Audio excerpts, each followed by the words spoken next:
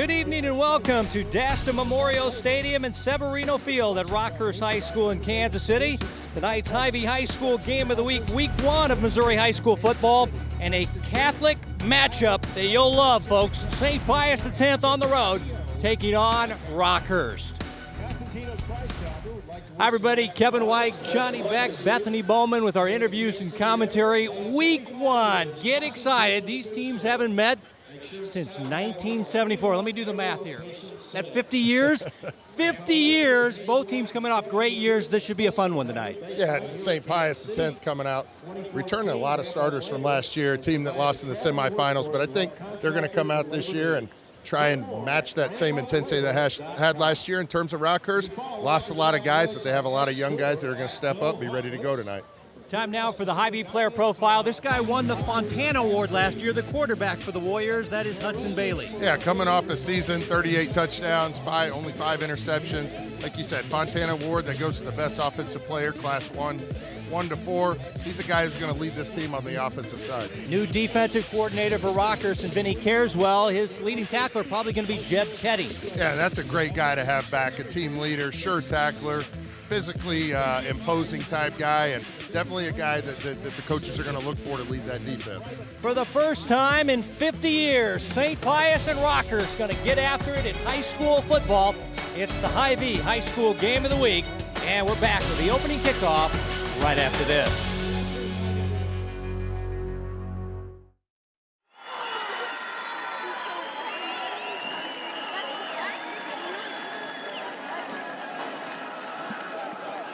After it was very hot earlier in the week, Rockhurst has won the opening coin toss, deferred their option to the second half, so they will kick the football to the visitors from the Midland Empire Conference, St. Pius X. The overall series, Rockhurst has won 5 of 6, but that was back in the 60s and 70s. Kicking off will be Jaden Tynes. If the last name is familiar, yes, his father is Lawrence Tynes, former Chiefs kicker. There's the huge student section. And there goes the special teams for St. Pius out on the field. McVee and Hutzel, the deep men, awaiting the kick. Big news early in the day, like before 8 a.m. It was announced by the Missouri State High School Activities Association that St. Pius would be Class 5 in 2024. Here's the kick. It'll be short, taken at the 25 by an up man. And the return out near the 35-yard line. Kickoff fielded by number 38, Eric Billington. And the kick return there. 9 yards on the return. Eric Billington on the return. Let's check in with our sideline reporter. Here's Bethany Bowman. Thanks, guys. Great to be back on the broadcast with you here at Rockhurst High School. Talked to both head coaches this week. Rockhurst head coach Kelly Donahoe said a lot of people expect this team to be in rebuild mode. He doesn't necessarily feel that way, as a lot of the younger guys have waited their turn, they're accountable, and they're ready to play at the varsity level. For Pius, his motto, Anthony Simone, head coach, he told me was create doubt. This team, although like you mentioned, moving up to Class 5 by that multiplier rule, enrollment a lot smaller than Rockhurst here, but as coaches will tell you, if they can just hang around in this game, he feels like he has the team that can maybe pull out a win. First pass to Tommy Hutzler, their leading receiver from last year, and this is Larry Cascone pounding his way for a Pius first down. Cascone, all-state player last year, second team, and got some big numbers. He rushed for 1,400 yards and 20 touchdowns. Larry Cascone. Hudson Bailey, the quarterback, the Fontana Award winner.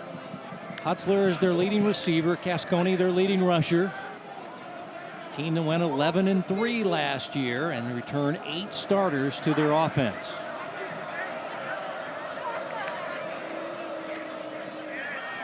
There's Cascone, not much doing here. And she's shut down by the Rockhurst defense. Mentioned in the open that Rockhurst has a new defensive coordinator, Vinny Carswell, first year as the defensive coordinator. Former head coach at Lee Summit West, also Royce Boehm over here, as Greg Oder now at Staley as a position coach defensively on the Staley staff. Play action, Bailey throwing off his back foot high, incomplete to his tight end, Vinny Ross. Yeah, good play there by the linebacker for Rockhurst. Not biting on the play fake, pressure in Bailey's face, forcing him to throw that ball pretty quick. And as you see right there, throwing the ball on the run is not going to have the accuracy that he's have if he's a clean pocket. I think that was Hammerschmidt with the coverage, the strong safety. It'll be 3rd down and long. 3rd down and 9 near midfield. First drive of the game for the Warriors from St. Pius. Bailey stepping up, taking off. Ketting makes the tackle just across midfield, shy of the first down. Ketting, the second leading tackler on the team, number 43 there. He was behind Tommy Coppinger, is now as a preferred walk-on at TCU. This guy is a big-time player, but was a question mark. He got banged up. He hurt his hip in their blue-white scrimmage a week ago today. Punting unit out now for St. Pius. Frankie Kaptanovich will do their kicking and punting. And punt returner for Rockhurst going to have to fight the sun a bit as he just gets this one away. This is Fisher. He lets it hit wisely, and it bounds into the end zone for a touchback. 48 yards on the punt, but a net of 28 with the ball spotted at the 20-yard line. And we get our first look at Charlie Luce, a guy that was a backup to Ethan Hansen last year, and it was a close race. They battled in preseason, and Ethan Hansen was just a little better, according to Coach Donahoe. And of course, he went on to set the all-time passing record, breaking TJ Green's passing numbers. So Hansen no slouch himself, but Charlie Luce, it's his time here now, Johnny. Yeah, and that's what Coach Donahoe's talking about, with the rebuild. He's got a bunch of guys that, just missed out on some playing time last year to a bunch of really good seniors. So these guys are tested, they're ready to go. And, even though they might be a little bit younger than what we're used to, they're going to go out there and play with a lot of maturity. Pierce Fisher is the I-back. Newberger is the fullback. Toss sweep to Fisher. And he cuts it back for a short run. Now, Fisher was an electric back. And they say he's a speed guy, 4'5", 4'6". And he tries to cut it back here, but he is tripped up on the play. Yeah, I think this is the matchup that we're looking for. Rockhurst's offensive line versus St. Pius's defensive line. And right there, Pius a little bit undersized, able to get a little penetration and short gain.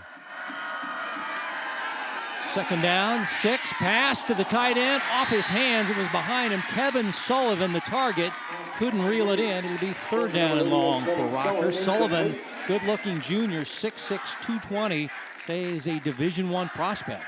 You see the bootleg action here, and Luce throws a pretty good pass. So that's one that Sullivan would like back, but pressure there by Chenoweth.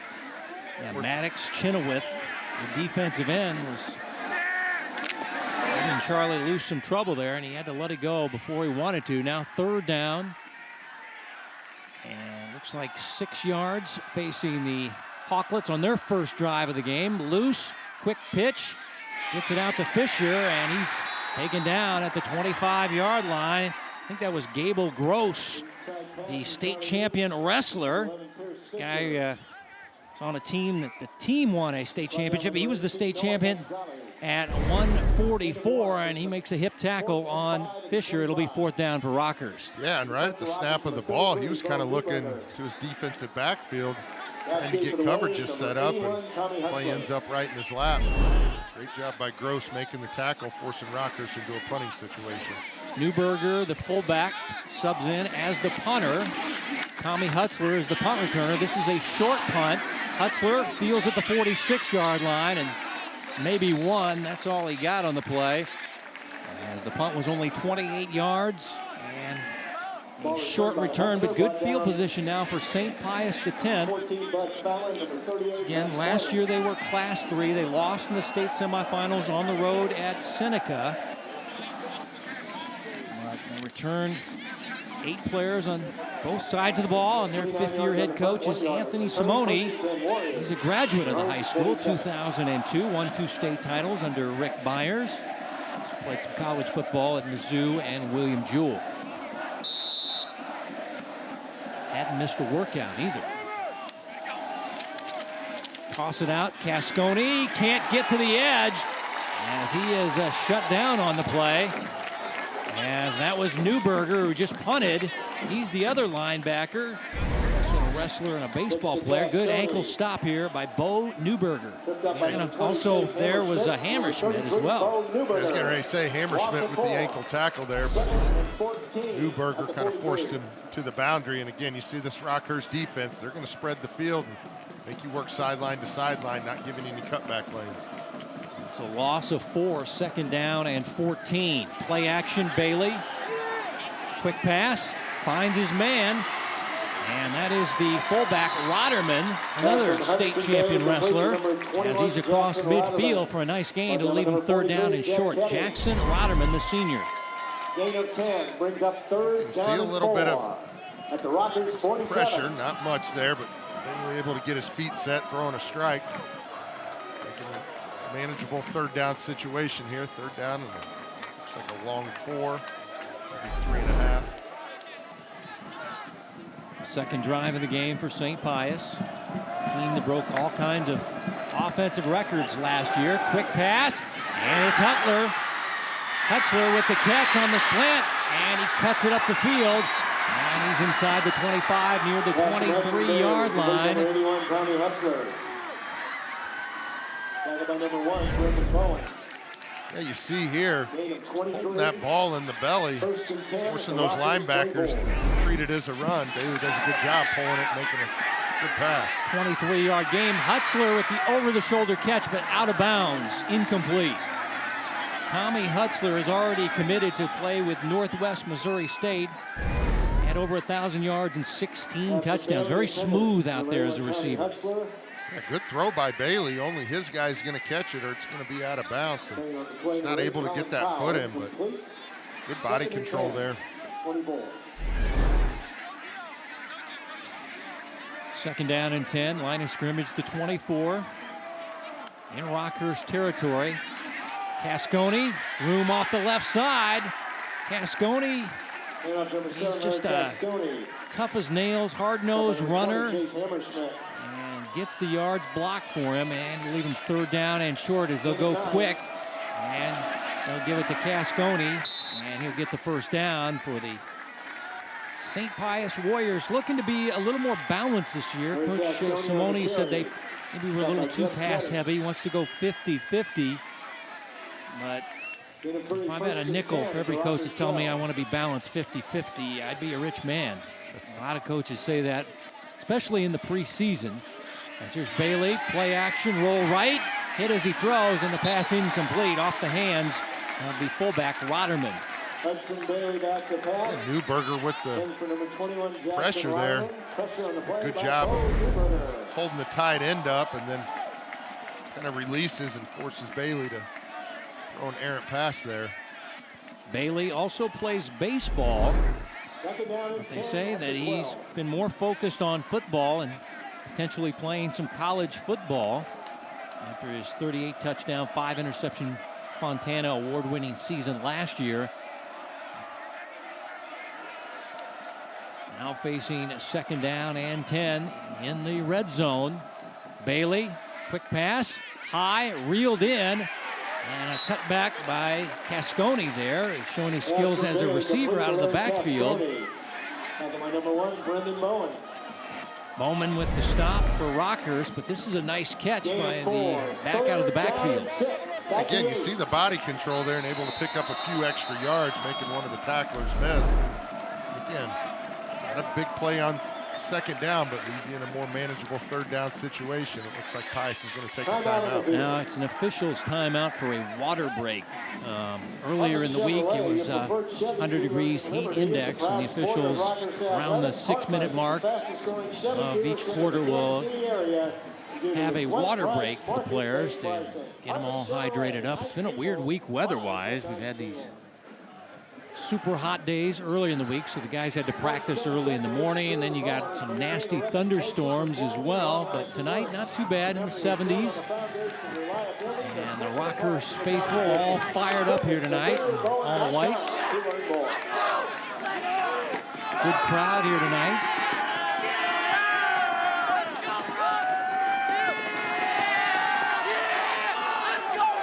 So after the hydration break, 3rd down and 6. There's the St. Pius faithful on the visiting bleachers, and that's full over there. A lot of folks from the Northland making the trip down here to 93rd and State Line, Severino Field.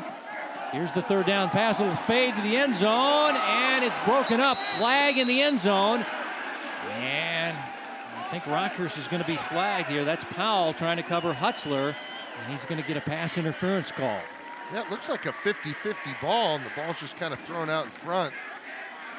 Let's see here if there was any hands or grabbing of the jersey. Brian Woolworth is your referee tonight. Pass interference on the defense. Half the distance to the goal. 3rd down. So it's still 3rd down. It does not automatically give Pius a 1st down. There'll be 3rd down. They're going to need a couple of yards. And they give it off to Cascone, and he is nailed on the play.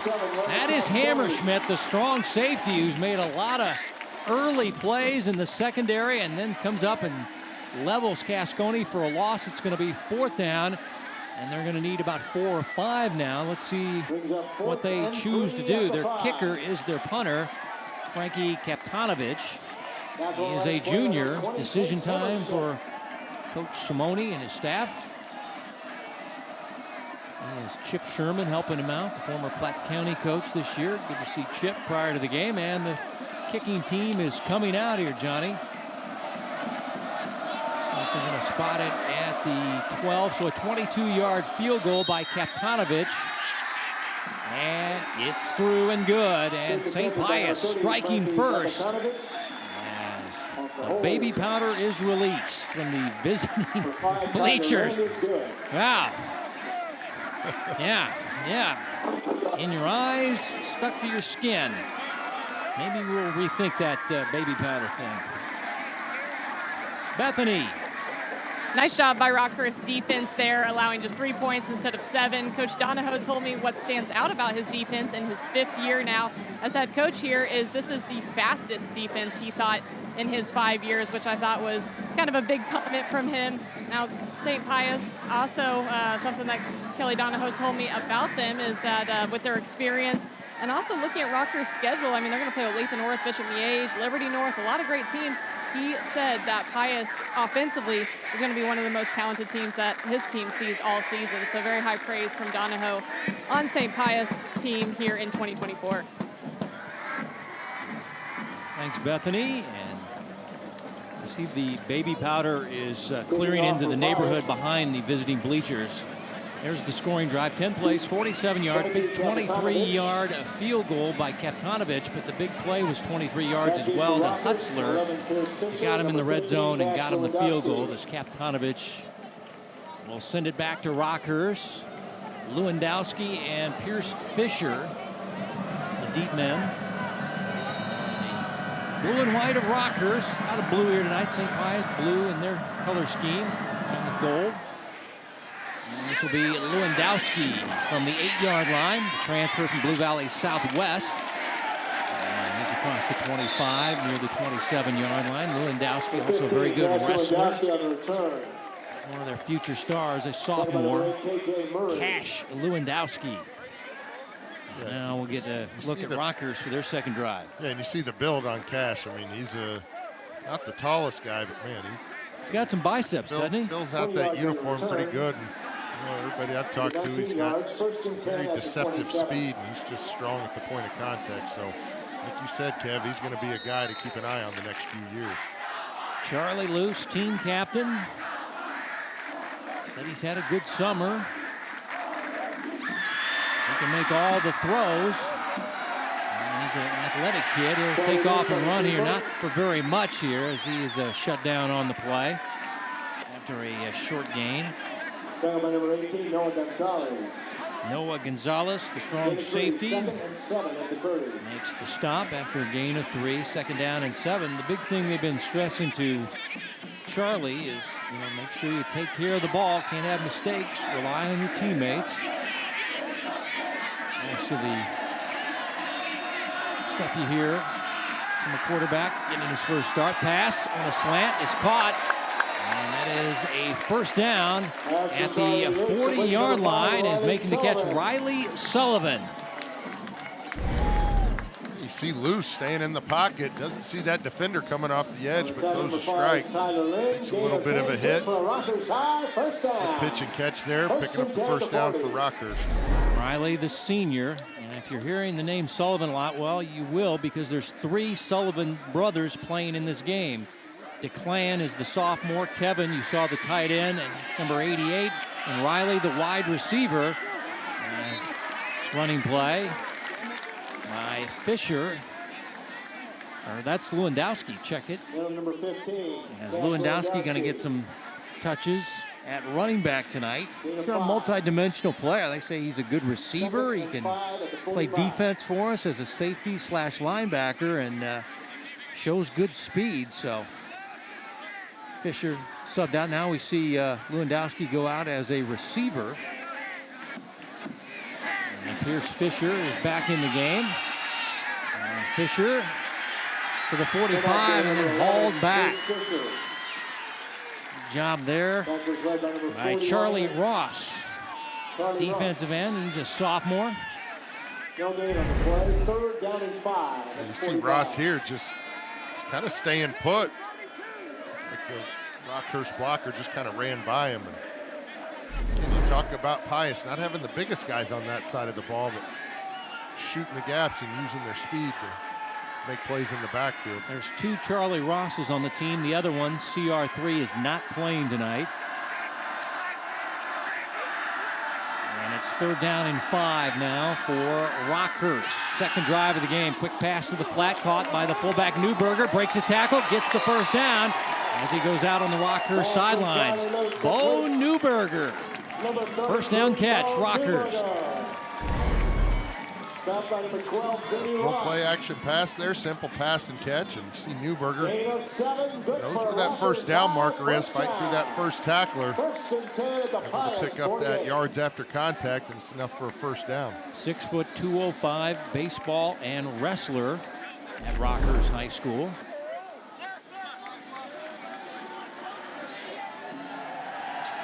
Just across midfield, Rockhurst trailing 3-0 late stages, first quarter. Here's Fisher on a cutback run. They love his speed. He can just get a seam. Look out, folks. Nice gain on that run on the first down play, but ran into some friendly fire there. His blocker in front of him. I think Newberger was trying to clear the way for him. Number 33 trying to block it there, and Newberger gets number 11 right up his back. He's just trying to get to that 2nd, 3rd level, and Newberger kind of took the brunt of that hit. Here's Newberger on the quick hitter to the fullback, breaking free. Bo Newberger inside the 20, pounding his way, still going inside the 10, down near the 5-yard line.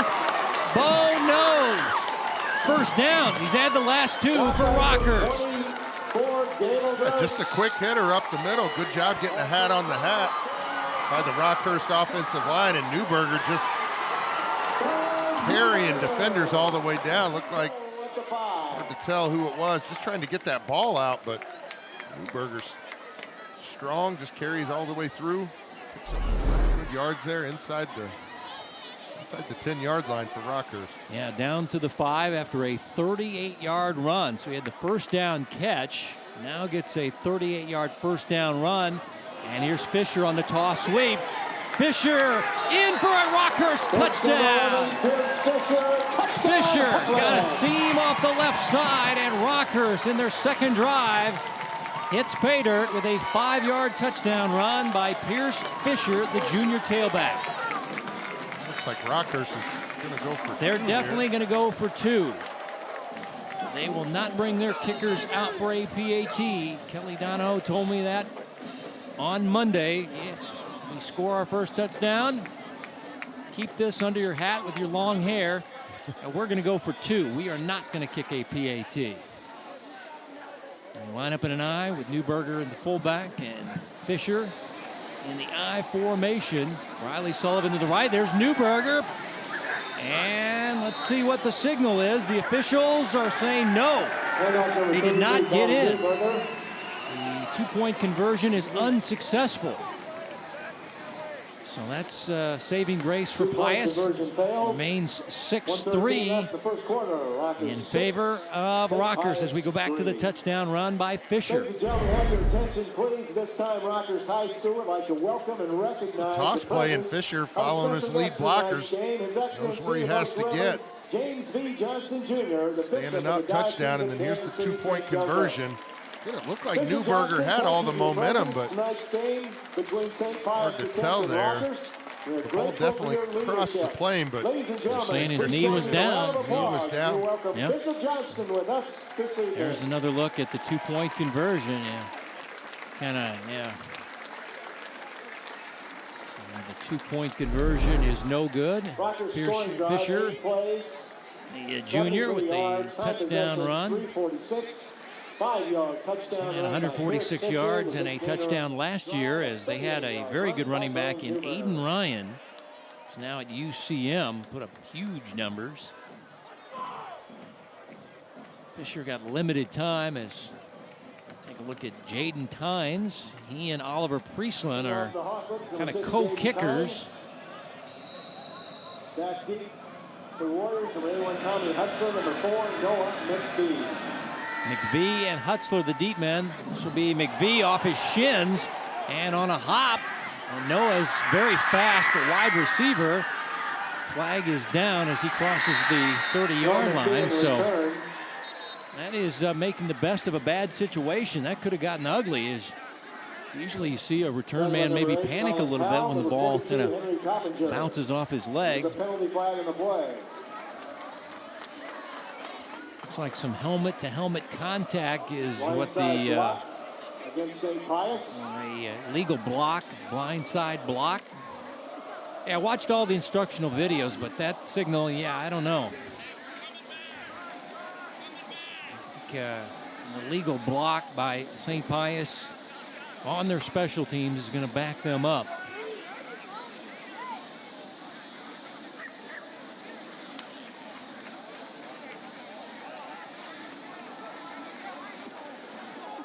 Personal foul, blindside block, receiving team. Blindside block against first down. Half the distance to the goal. Blindside block. Warriors at their own 12. And Pius working deep in their own territory as there's McVie. Player out of bounds by St. Pius, so they're backed up with the penalty yardage. Cascone takes a wicked hit there. And up number 7, Larry Cascone. Yes. He's trying to turn it up the field, and Gage Nelson, the nose tackle, really let Cascone know who they were there. A hard hit, and actually lost yardage as we're under a minute to go in your first quarter. Week 1 Missouri State High School football on Spectrum News. Part of the Hy-Vee High School game of the week. Dasta Memorial Stadium. Cascone keeps his pads low, works his way to the 14 for a gain of a couple. Now it's going to be 3rd down and long. And it looks like the final play of the first quarter. Big crowd, week 1, Missouri High School football. Kicking off here in Kansas City on Spectrum News. At the end of 1, Rockhurst leads it 6-3 on Spectrum News. Meat Mitch Barbecue, Beer Kitchen, and Char Bar Smoked Meats and Amusements are proud to sponsor the Rockhurst Athletics. Check us out on culinaryvirtue.com and go. Ready for the start of the second quarter on the Hy-Vee High School game of the week here on Spectrum News. Kevin White, Johnny Beck, Bethany Bowman, the entire Spectrum News crew doing a great job here. Severino Field at Rockhurst. It'll be a 3rd down and 8 for Hudson Bailey, deep in his own territory. Pass broken up at the sideline, looking for Hutzler. And Rockhurst with the good coverage there, as that was Coppinger, I think. Now, Tommy Coppinger was the big star last year. This is his baby brother, Henry, the junior.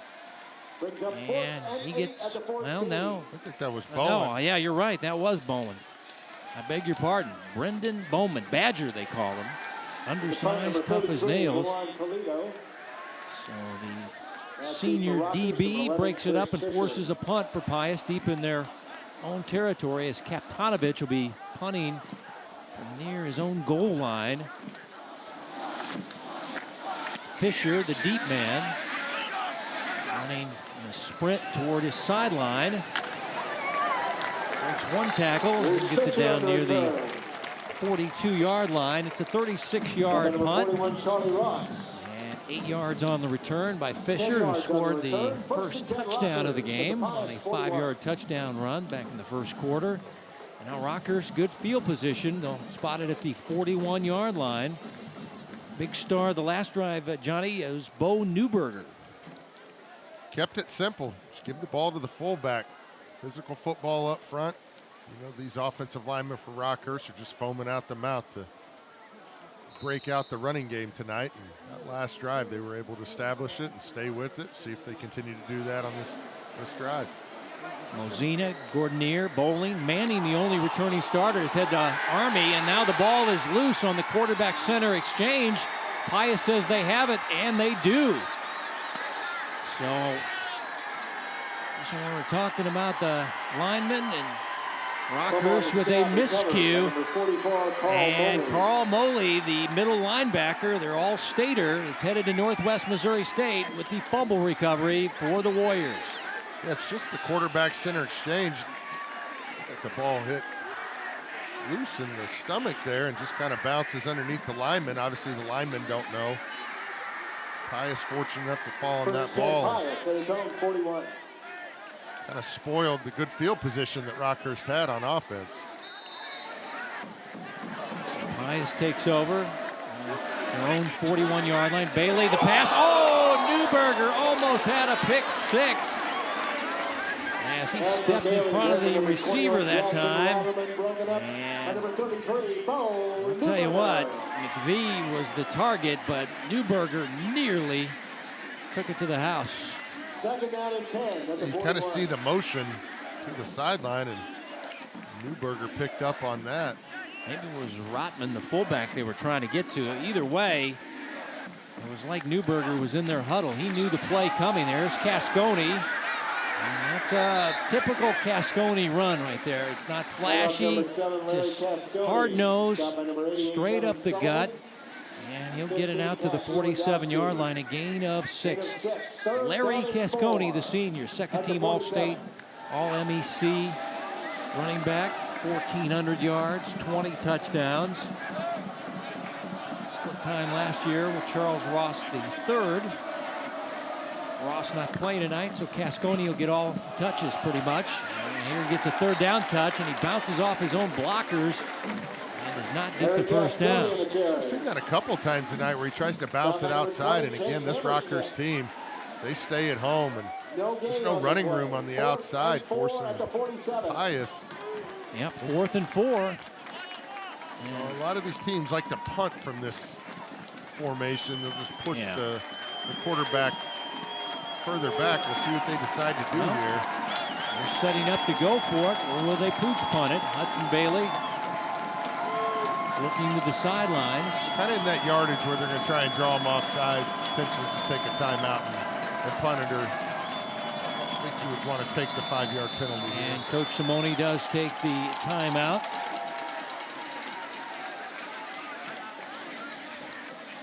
Timeout, St. Pius. Their first timeout of So that'll be their first of the first half. Find your next Mazda at Tavinia Mazda in Olathe, a proud supporter of Rockhurst Athletics. And the game of the week is brought to you by Hy-Vee. Hy-Vee, proud to support Kansas City High School athletics. What a crowd tonight. Weather cooperating. Rockhurst week 1. Doesn't get much better than this. I think the only concern going into it was the weather, and that cooperated. So. And then look at all the people from St. Pius. It's a haul from the Northland Parvin Road area there. But they love their Warriors. They're making the trip, filling up that visiting bleacher over there.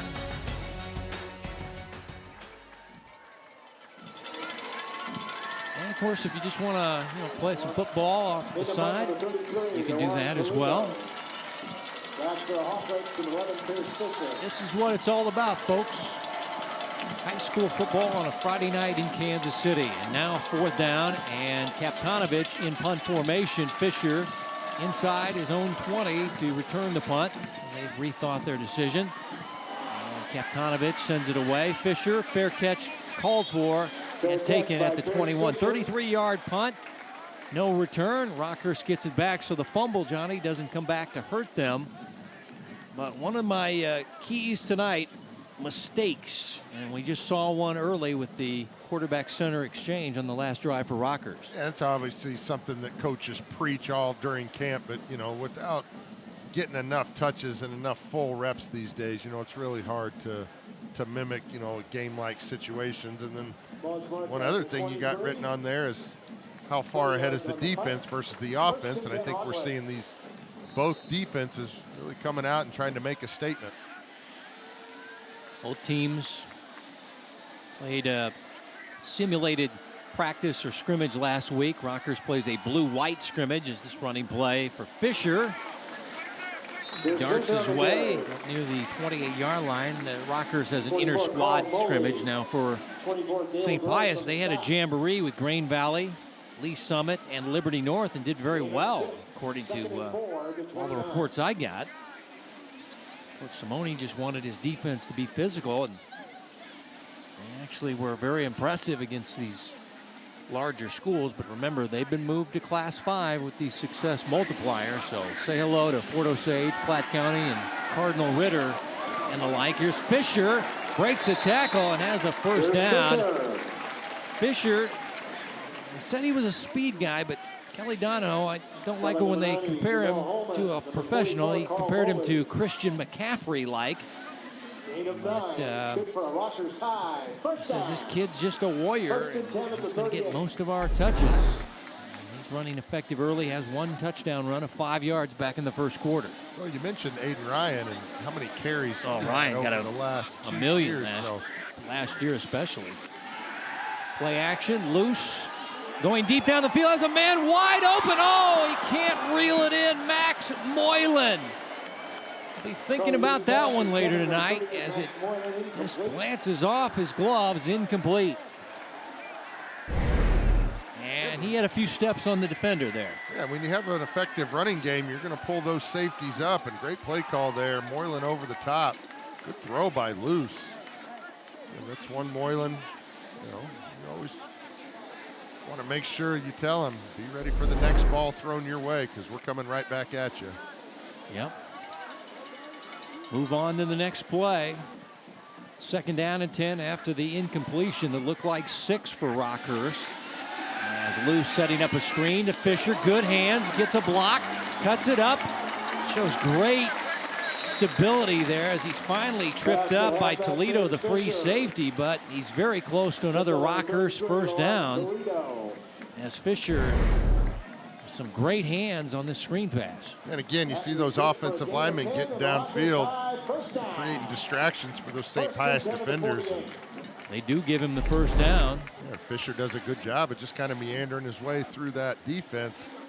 Again, enough yardage for a first down, and Rockhurst again starting to put some momentum together on offense. Yeah, that pass I thought was a little wider, but it was a pretty good throw there by Luce, who had some pressure. Just let the pressure come in. Play action. Luce hit and sack. Ball loose on the field and covered up by St. Pius, now they say an incomplete pass. Back to pass. Boy, okay, Luce got hit. Now they're saying incomplete pass. So that'll be a 2nd down and 10. Oh, boy. You make the call here. Was he throwing? Man. Got hit right in the back, and that was Rotterman. And Coach Simone, I don't think he could fry an egg on the back of his neck, but I'm sure he's not going to like that call once he sees it in the film room tomorrow. But they said his arm was going forward. It almost looked like the hit kind of made the arm go forward. Yeah, that's my theory on it. And running play for Rockhurst. Take another look. You make the call from your couch at home watching Spectrum News. 13, Dylan Chittum. You never want to have to be the referee that has to make that call, but you got to make a call and just go with it. And I think it could have went either way. And you see the players' reaction for St. Pius. They thought it was a fumble recovery and Rockhurst's 2nd turnover of the game. Instead, after a Rockhurst run, Chisholm tackle. We're at 3rd down and 6 for the Hawklets just across midfield. And we're going to get a Kelly Donahoe timeout. There's Kelly. Started as an assistant coach. Blue Springs South, took the Raytown South job for a couple of years before he went to Blue Springs.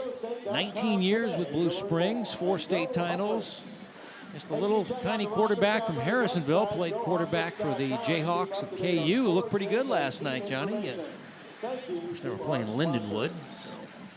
Yeah, I thought they took care of business, but I thought it was pretty cool, just the setting at Sporting Kansas City. I know they've gotten some people talking about, only 20,000 fans, but I think the intimate setting is a cool place to go see a football game, especially when, there's only been a few played in that stadium. Yep, good to have them playing there.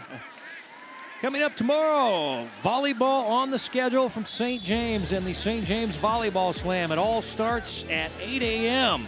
First match between Blue Valley and Washburn Rural. All throughout the day, some of the top teams from Missouri and Kansas squaring off with the final matchup at 6:30 with Lansing and St. James Academy.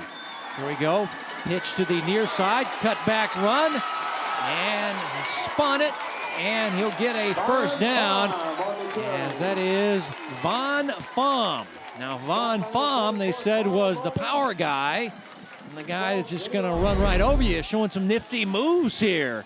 And he gets a 1st down for Rockhurst. Yeah, you see the patience there by Pham, and then the spin move. I see the guys on the sideline get excited about that, but a little shifty there, and you got a guy that big, you're going to think twice as a defender taking him on up top. So look for him to be effective in this running game. You know what I liked about the KU game? The kid from Ray Peck at wide receiver, Grimm. Big game. And then Devin Neal from Lawrence High, the 2 big stars for the Jayhawks, is a 1st down run. Gets him to the 45. But Grimm was a undersized kid out of Ray Peck. He's worked his way up and now doing well as a wide receiver for the Jayhawks. Yeah, a guy that's only gotten better each year. And you talk about a senior-led team, and he's one of those guys that just goes out there every day and proves it, and has become one of the team leaders. Local guys doing good. That's what I like to see. After a 5-yard run, 2nd down and 5, Rockhurst from the 35. Loose with time, throws near side, finds his man, and he'll be run out of bounds near the 20-yard line. That is Riley Sullivan, the big, tall wide receiver at 6'5", his 2nd catch. And this one results in a 1st down to the 21-yard line, 14 yards. And Rockhurst's passing game looking very crisp now. Yeah, Loose, a lot of time in the pocket there. Throws a really good ball. See Sullivan catch that ball, getting upfield, picking up those extra yards. 1st and 10 from the 21-yard line. Rockhurst driving, leading 6-3, 2nd quarter. Play action, Loose. Now Charlie going to try to tuck and run, and just too much congestion. Charlie Lewis with the Like scramble. he'll maybe get back to the line of scrimmage. Maybe he'll lose a yard on the play. Just couldn't find a receiver there, and just couldn't get out of the pocket either. So loss of 1, 2nd down and 11 for senior, 6'3", 190. Under 6 timeout. Second and 11 at the 22. And looks like we're going to have a water break for the 6-minute mark, or just under the 6-minute mark in your quarter. Out on the field. Yeah, these teams have really had to adjust with the hot temperatures early in the week. And then Tuesday night, I'm out in my Tuesday night golf league. You talking about some thunderstorms. I was playing bad anyway. I was ready to get off the course anyway. But it was raining sideways there at Heritage Park in Olathe. Yeah, went 2 holes, 2 lost balls. It wasn't going well for me. Let it rain, I said. Well, So, holes yeah. 2 and 11 might be 2 of the hardest par 3s in Kansas. Oh, yeah. Yeah, there's some of my golf balls in the water there. Waited 50 years. 1974, 35-21 was the final. Rockhurst. Brad Buddy was on that team. He would go on to USC and play for the Kansas City Chiefs as a first-round draft pick. There's the history of the series, mainly in the 60s and the 70s. Only win for St. Pius, 1964. I was born in 1964. 7-6, Warriors won it. After the hydration break, Rockhurst will run the football. That is Fisher. Here's Fisher on the carry. And Fisher. 44, Carl Moley. There's Newberger out in front, blocking.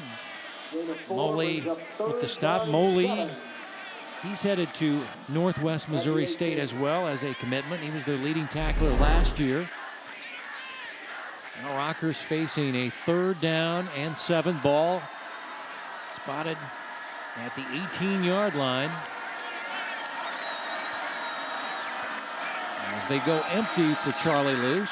Or no, check it, it's Fisher behind him, and Fisher will run inside the 10 for a 1st down. So this is a quick hitter, and Fisher makes the defense pay, as he'll have it 1st and goal now for Rockhurst.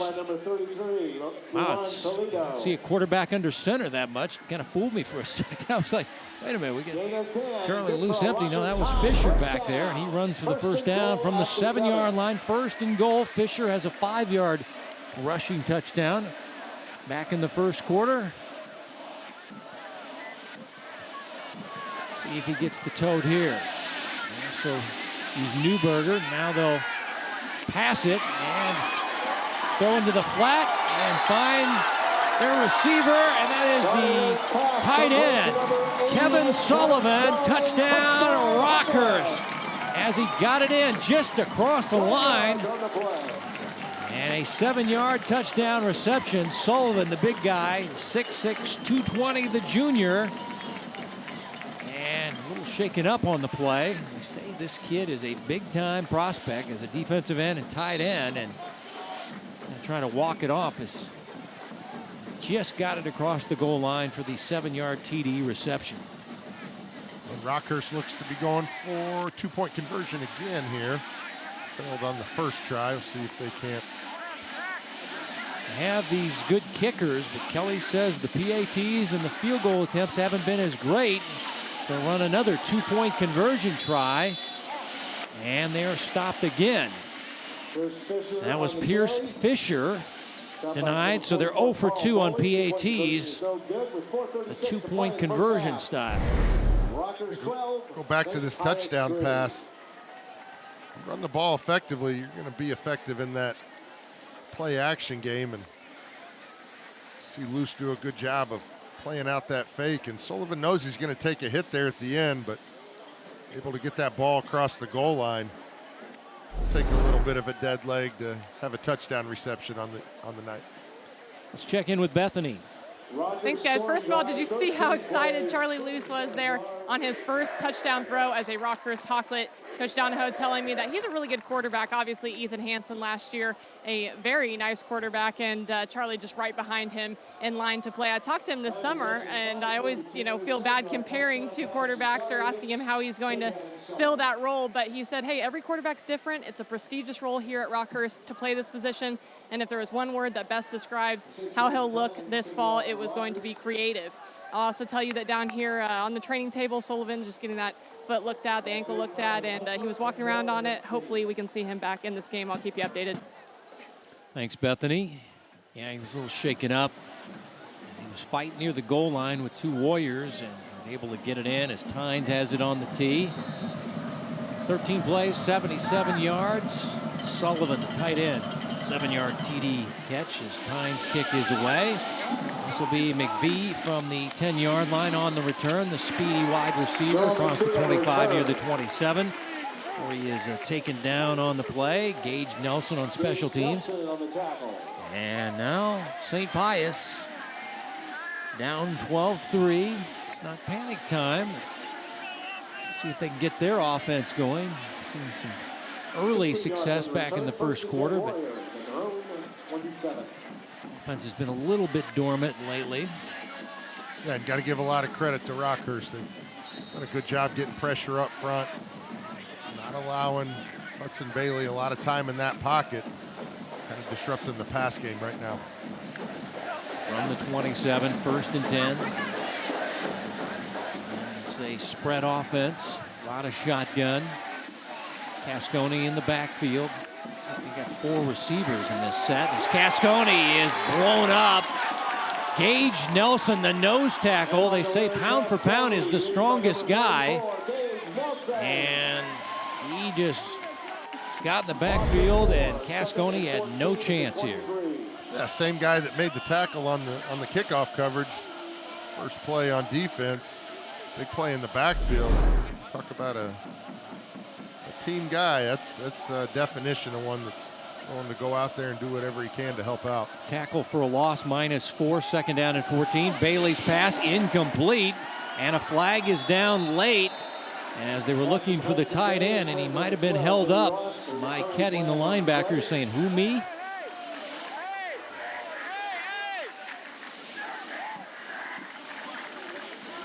Well, no, they say pass interference on Rockhurst.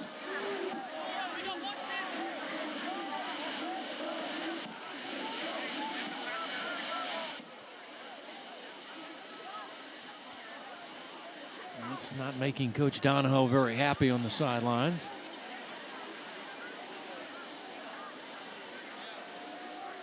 Vinny Careswell, his new defensive coordinator, in the press box Pass above. interference. Defense. Result of the play is a 1st down. This is a pass interference on Ketting and a 1st down for St. Pius. Here's another look here as just kind of pushed him a little bit there, and that's why Ketting's saying, what? All right, 1st and 10, St. Pius. Play action, Bailey near the sideline, and the pass is caught by the sure hands of Tommy Hutzler for a 1st down. Just across midfield, Tommy, and their top receiver in this ball game. He was their top receiver last year, team captain. He's committed to Northwest Missouri State there in Maryville. And looks like the Warriors want to go fast. There's a pass, and it's caught again. As a flag is down late on the play, Newberger making the tackle on Hutzler. It's going to be on the offense. So this time the pass interference calls. We're going to switch sides and go to the offense. The last play, number 33, Bo Newberger.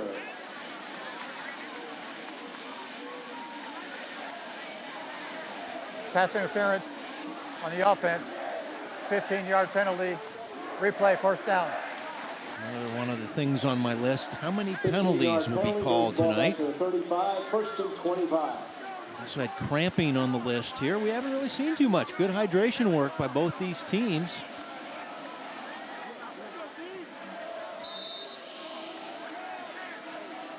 penalties on each side, 2 each. As here we go.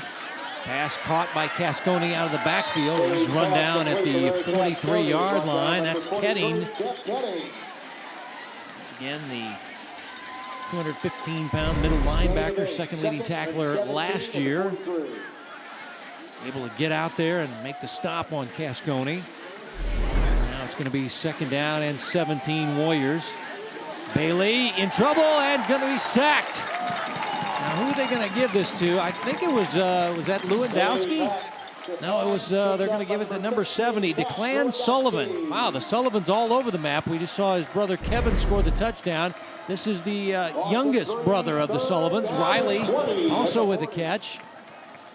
And big number 70, Declan, one of 3 Sullivan brothers on this team. He's the sophomore. So the Sullivans making their impact for Rockhurst. 3rd down and 20 after the trip-up sack. And now Bailey, arm hit as he throws, and it sails high and incomplete. As he was looking for Hutzler down the field near the 40. As Fisher had the coverage, and now Fisher will go back in solo safety to retrieve the punt of Kaptanovich. Looked like Jack Manning got his hand on.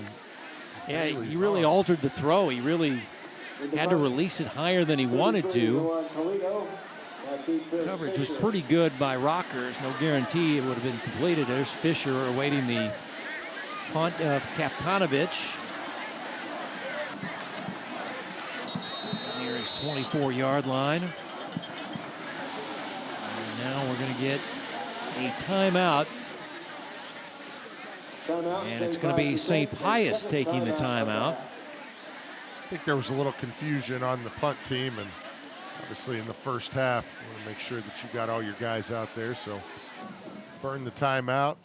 Next week, Johnny, you make the long trip to Liberty High School for the Blue Jays and the Eagles, the big city rivalry game. Of course, Liberty North, the defending state champs of Class 6A. Liberty got a lot of people back, looking to rebound after they lost last year to North 31-7. That's next week on the Hy-Vee High School Game of the Week here on Spectrum News. And that stadium will be packed. Oh, that one, yeah. They go all the way around. Remember the game we did where they had the guy on top of the movie theater with the binoculars? And did you get busted in that one? Making sure you didn't park. Don't be parking in the movie theater parking lot there. Some guy with binoculars on the roof will bust you. Kaptanovich in punt formation for St. Pius, and barely gets this one away. This is short. Fisher not going to even have a chance to return it as it goes out on the Pius sideline. Only 24 yards, and Rockhurst with time, 2 timeouts. They have the lead, and they have good field position now. So let's see, no pun intended, if they turn Charlie loose. I definitely think you've got plenty of time, and with the 2 timeouts, be able to move the ball down the field. Obviously, we haven't seen a place kicker kick an extra point tonight, so I'm not sure that there is a field goal range, but you never know at the end of the half. The only message I got on field goal attempts and point after touchdowns, it hasn't been going well for our special teams and our kickers. So Coach Dono said we'll probably be going for 2 more often. That was the word from the head coach on the special teams thus far. It's early in the season. So from the 35, 1st and 10 Rockhurst. 3 receivers near side. And yes, we've got the youngster, the transfer from Blue Valley Southwest, Garrett Miller, getting his first look. This is a highly touted kid, number 19, as he screens it out to Fisher. And heard rave reviews about this young guy. Of course, wasn't privy to the information that he would be sent on the field tonight. Got him here holding on PATs. They're not doing any PATs tonight, so they have a flag down. Block in the back, offense, 10-yard penalty, replay, 1st down. So there is the good-looking youngster, only a sophomore, but 1st and 17. Both these teams have these young quarterbacks. I mean, St. Pius has a freshman named Jacob Nichols that heard rave reviews about only a 9th grader. This is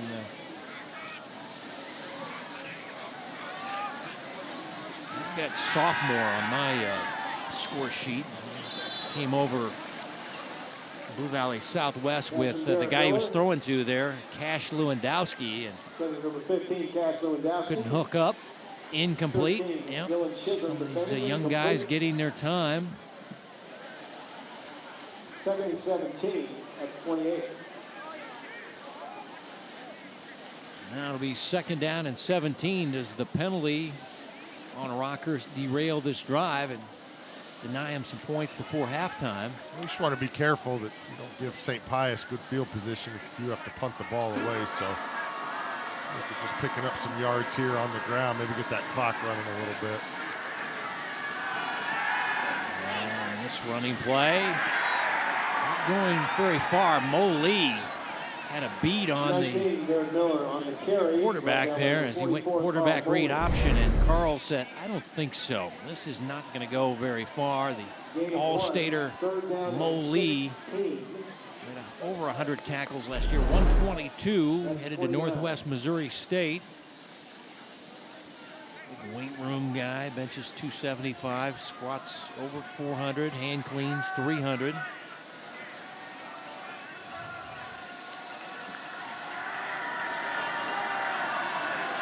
Third down and 16. Sophomore, the big arm, cranking it deep, looking for Sullivan, incomplete. Fans grumbling on the home side for a flag, and I don't see any yellow on the field. And it is incomplete. Good coverage there by Chisholm. DB, the senior, 4.0 student. One of those fine wrestlers. They were the state champions in wrestling. Congratulations to them. They had 4 individual state champions. Warriors, Tommy Hutzler. And Newberger coming out in punt formation, so penalty derailing the drive as Newberger sends a high hanging punt down the field to the 31-yard line. And that's a beauty of a punt. 41 yards on the punt, no return. And now St. Pius with 1 timeout will take over at the 32-yard line. Yeah, that's a big punt for Rockhurst. We talked about that penalty. Kind of pushed him back and kind of stalled out the drive a little bit, but able to not quite flip the field, but force St. Pius to drive the ball close to 70 yards down the field to score any points here.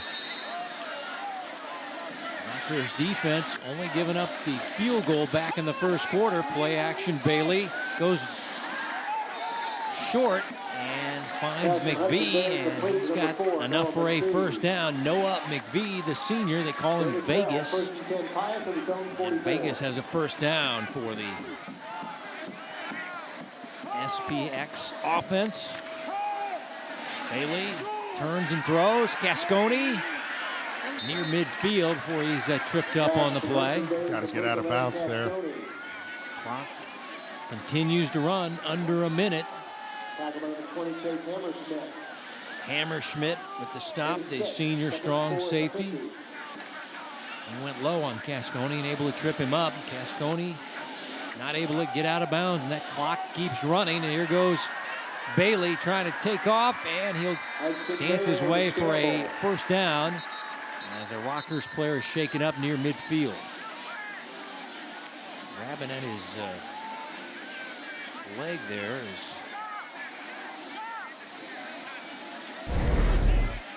let's see who it is over there. It's on the far side of the field. It's number 1. Oh, Bowen. That is the your first cramp of the day. All right, well, there we go. All right. Paul McGannon, the longtime trainer, over to check him out. I spoke too soon is what you're saying? I just jinxed everything? Yeah. All right. You want to take a look at all the different things on my sheet here? You've hit every single one. All right. First-time starters under the Friday night lights as opposed to playing on a Monday afternoon in a JV game. Big difference, right, Johnny? especially when you see the crowd size tonight. Huge. A few thousand people here. So Bowen Brendan Bowen. will jog off. He'll be all right. And 1st and 10 at the 45. Pius trying to get points before halftime. Only one timeout, though.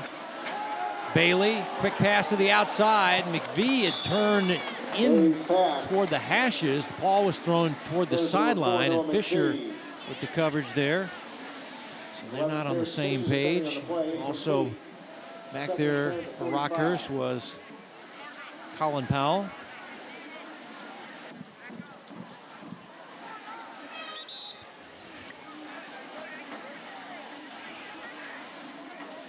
Now, one of the big things I was focused on, what would the new defense look like under Vinny Carswell? Looks pretty good.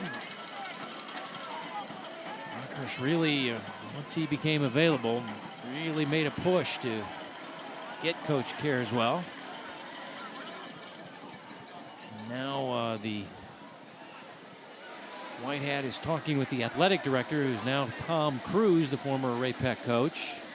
I think they're fixing some time on the clock. Readjusting the clock, and they're adding 4 seconds.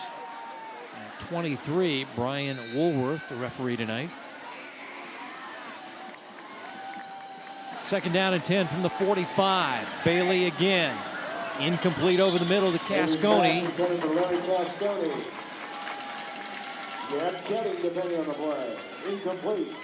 Rockhurst, like I said, playing a 33 stack.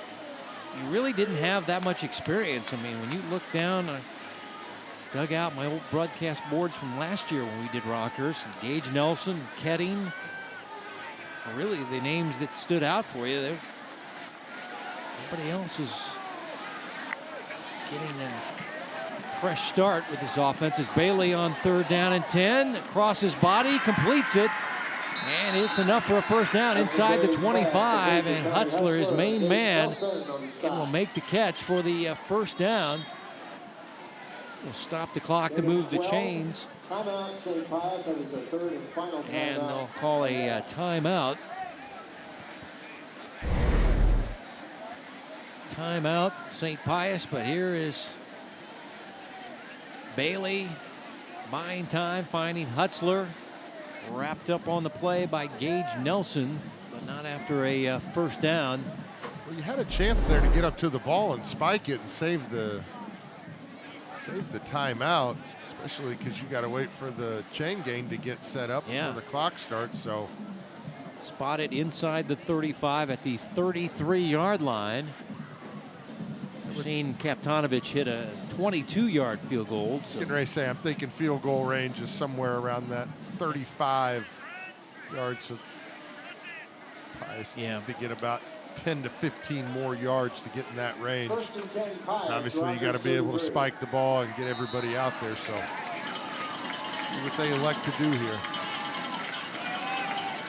Bailey going deep down the field, incomplete, and Hutzler. I don't think he really saw the football there as Fisher had the coverage.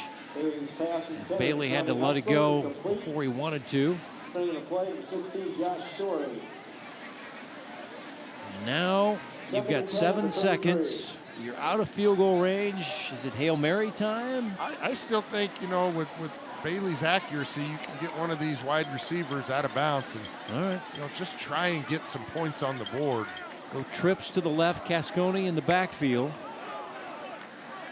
Bailey finds Hutzler, and Hutzler runs out of bounds inside the 20 with 1 second, so maybe they will get their field goal kicker a chance. It's a huge momentum builder if you can put points on the board here. It's a 14-yard gain here, and able to run it out and beat the clock with 1 second. And now it'll be just what you were saying, 35-yard attempt. Kaptanovich, I mean, that's the range of most high school kickers, 35 yards. Anything above that, you're a primo kicker. Here's Kaptanovich, left-footed, and the kick on the way, and it's good. He nails it, And we've reached halftime in a 12-6 ball game as St. Pius, with Frankie Kaptanovich hitting 2 field goals, makes it a 12-6 ball game. And the baby powder is released again. I thought they learned the lesson the first time. But we have reached halftime on the Hy-Vee High School Game of the Week here on Spectrum News. Week 1 of Missouri high school football. And we got a 12-6 ball game as we check in with Bethany.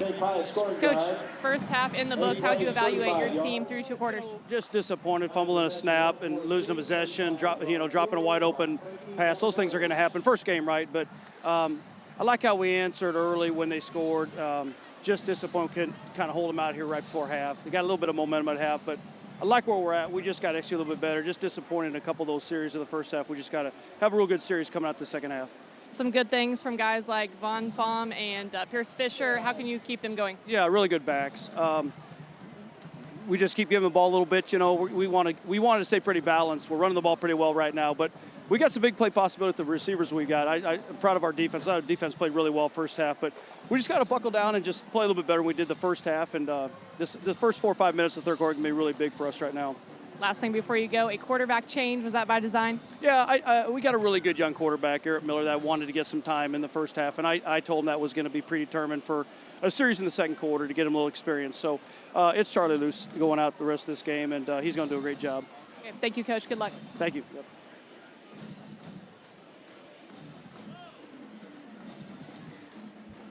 Halftime here at Rockhurst, and coming back with Hy-Vee at the half. Good ball game here in Week 1, Missouri high school football. Rockhurst and St. Pius. Stay tuned. Hy-Vee at the half coming up next.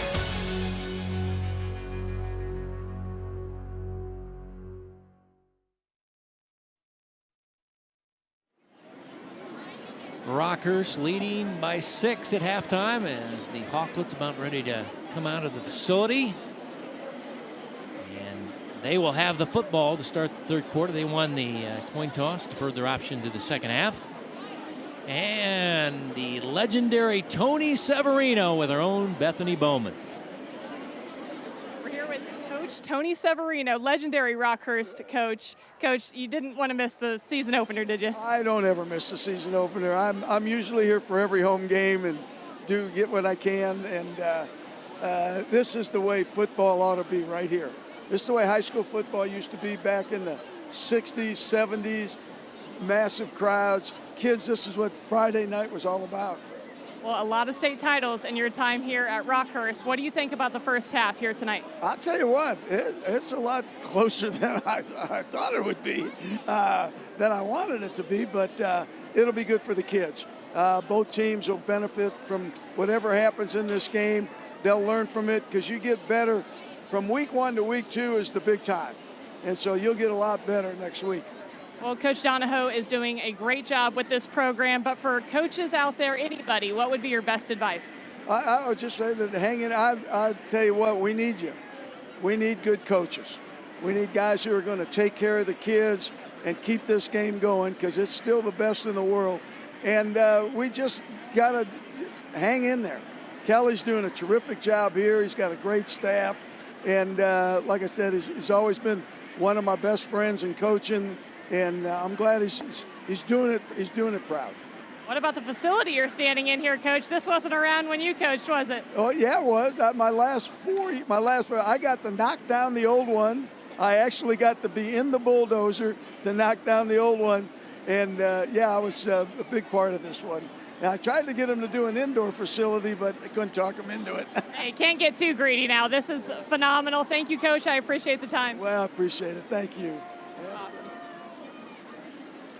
A true Kansas City celebrity. The man can't go anywhere without people stopping and talking football with Tony Severino, whether it's Rockhurst, K-State, the Chiefs. He's a beloved figure. The visitors, the home team. And there he is with Coach Donahoe. And tell you what, all smiles. Sure, he went over to the St. Pius side as well. They were glad to see him. 7 state titles of the 9 they have here at Rockhurst, won by that guy, Tony Severino. In 37 years, 345 wins. Another 2 state titles won by Al Davis and Jerry Culver. And now St. Pius comes out of the locker room, and it's like the coach said, this place is packed. I mean, you look at the fence line. This is what Friday Night Football is about. Fans, please remember to be environmentally This is why you play. Your plastic bottles should be placed in the This is the place to be. Help be a little more green for this generation playing in front of us. And the weather's cooperated. Help keep your Temperatures area are clean. cooling off nicely. It's in the 70s. Hudson Bailey getting warmed up. What about his first half, Johnny? You know, it's a tough Rockhurst team to kind of gauge, you know, especially first game of the season. These guys are well coached. They're going to make sure that they disguise a lot of what they do, but I think Hudson Bailey's done a really good job of keeping his composure.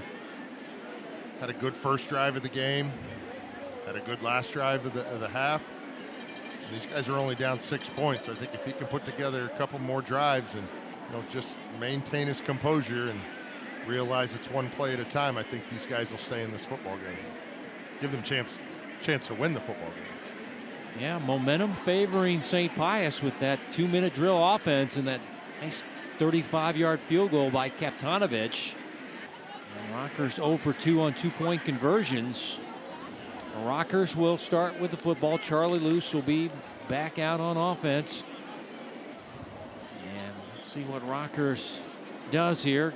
Coach Donahoe said that first 3 or 4 minutes out of the halftime locker room is going to be very important for this team.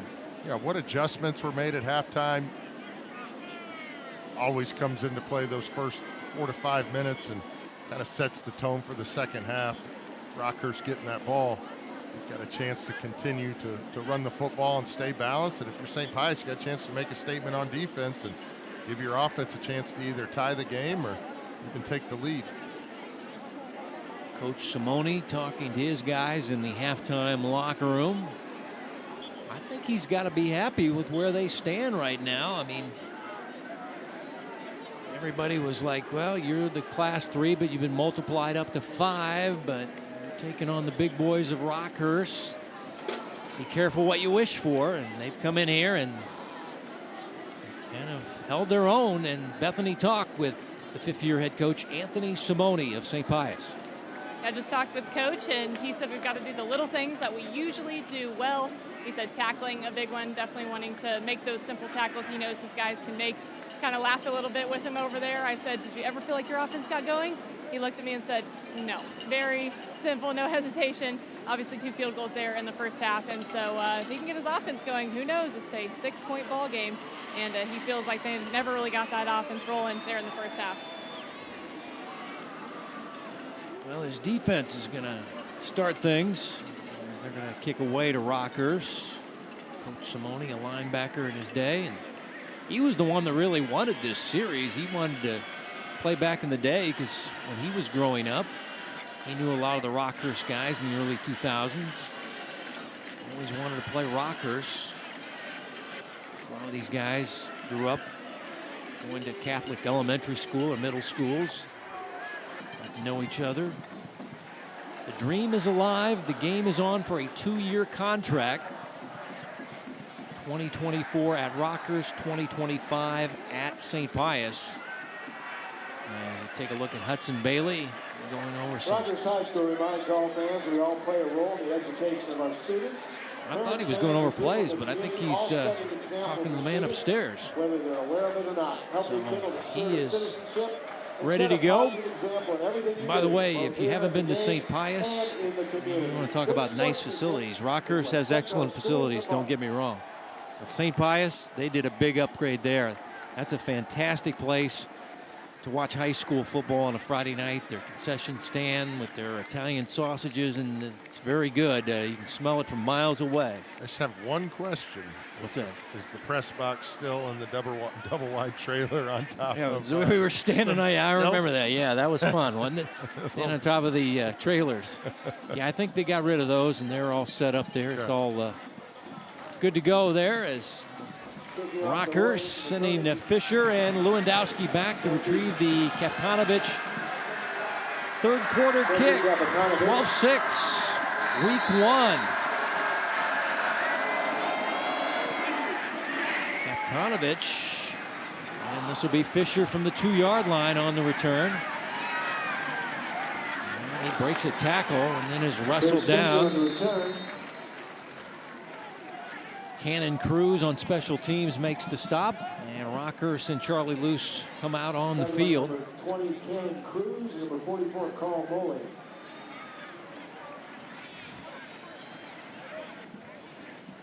We've seen this offense with the turnover. We've seen the near-miss touchdown. Seen them run the ball pretty effectively. Seen some pretty good passing, so overall, the report card looking pretty good for the Rockhurst offense, week 1.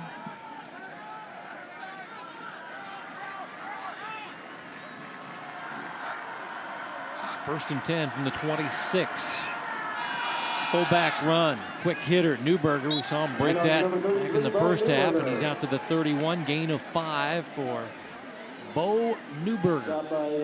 It's a productive play. It's a quick hitter, but definitely gets him running downhill, and it's a tough guy to bring down with just one guy, able to pick up a few extra yards there.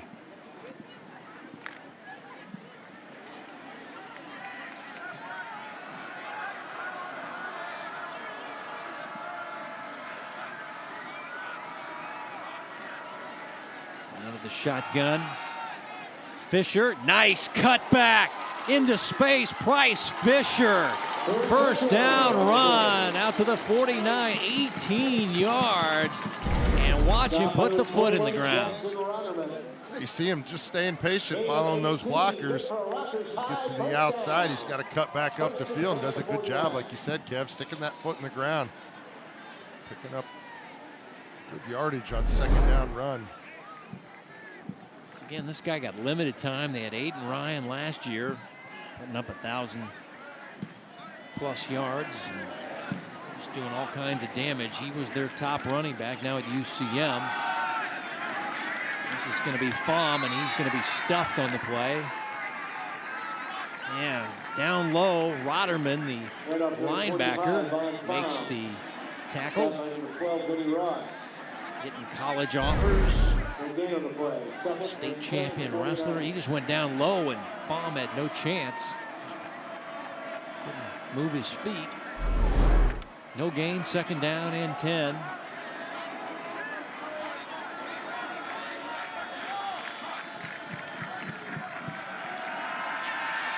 Loose screen pass. Newberger the catch, turning up the field, powers through a tackle. As he's taken down near the 31-yard line. And we'll spot him at the 32, 17 yards to Bo Newberger on the fullback screen. Yeah, and you see it here, you got to make a decision as the Pius defender. And you just got to go as low as you can on these big backs for Rockhurst. You know, you got a couple extra yards, but good tackle there. Open space.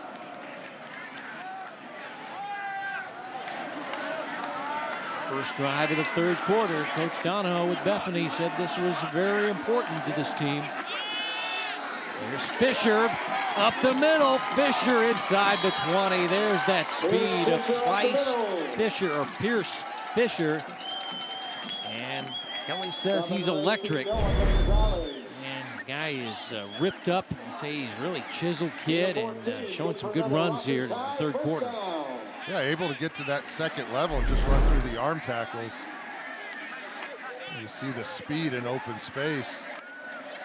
Also has the ability to break through those arm tackles, picking up that extra yard. 13 yards, first down. Rockhurst rolling inside the 20-yard line. And they just keep it on the ground. Fisher again doing the damage. Now he's going to come out. Faum's going to check in for him. Faum is more of a thick power back. Also seen Lewandowski can run the football. This is a very effective drive. 6 yards gained by Fisher before he leaves the field.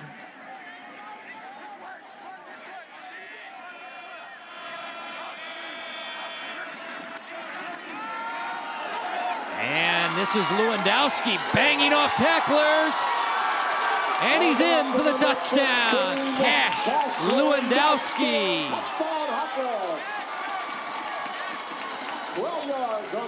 12-yard rushing touchdown for Lewandowski. Johnny mentioned this guy, you talk about a guy that's rocked up. He just got hurt on the celebration. And we've got a player down for a celebration as player is cramping up apparently. I thought it was part of the celebration. He lifted up. Yeah, he's got some cramps going on for sure.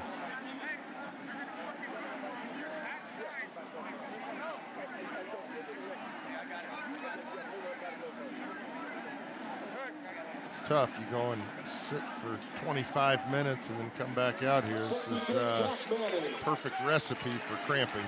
That was Manning, who was really struggling there. How about another guy on his other shoulder? That might be your best play, as he looks like he's in a lot of pain there, as he is their top offensive lineman.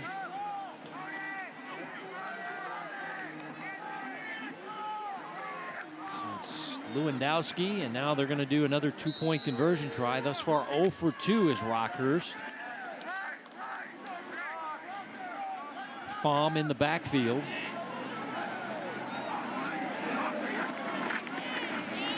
Faum spinning and not getting there again. As, making the stop there was Gable Gross, the star linebacker, as we go back to the Lewandowski touchdown for Rockhurst, putting him up 18-6.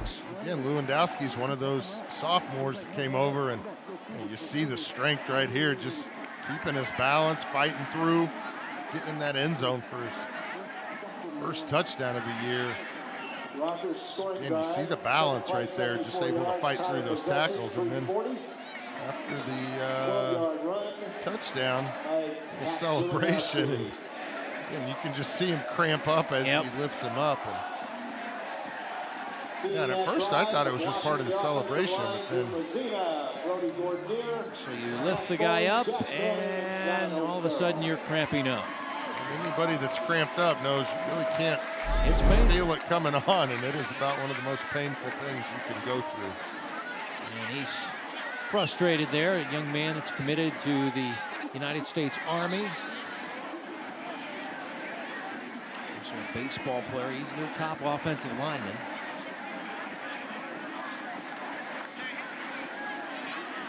Tynes. Ensuing kickoff.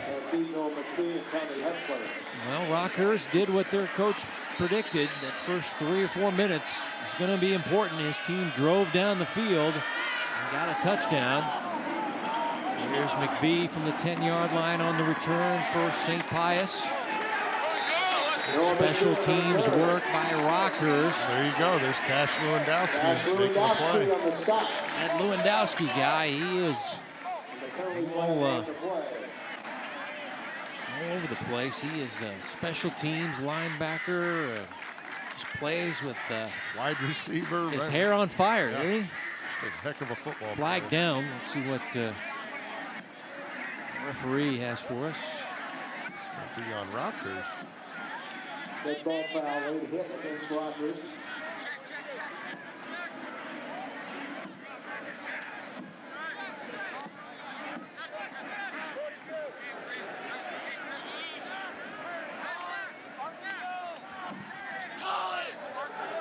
After the play, personal foul, kicking team, first down. That will not make Coach Donahoe happy. That is a 15-yard penalty, so it moves it all the way out to the 42. That will be talked about in the Saturday film room, I imagine, as Cascone not much doing here, as Ketting involved in the stop.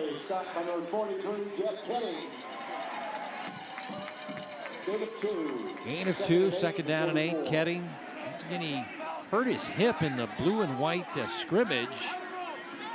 He was questionable throughout the week, but most people that knew Ketting said his character, he's not going to miss this game week 1. As Cascone, a nice run across midfield, close to the first down, maybe a yard short.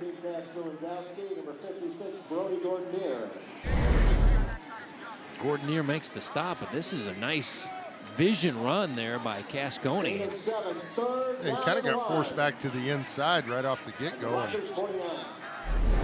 just puts those pads down, runs heavy, picks up a solid 8 yards. Third and short, Cascone bouncing off a tackler, and looks like he has enough. Cascone, second team All-State last year. Number 70, Declan Sullivan. Number 43, Jeff Ketting. Ketting and Sullivan combined on the stop. Normally they'd get some touches for Charles Ross III. He's headed to North Dakota State. He is not playing tonight. And keeping it on the ground, getting the touches. Larry Cascone. Stopped by Gage Nelson, Jeff Ketting. Gain of 2, second and 8, 46.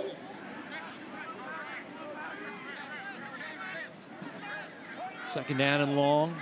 St. Pius, 2 field goals by Kaptanovich. The points on the board. Another good vision run by Cascone. It'll be a yard shy of the first down. Needs to get to the 42. He'll get it to the 41. It looked like he crossed the first down line and kind of got pushed back. Looks like they're spotting it where he got pushed back to. At the 39. They gave him 5 on the run.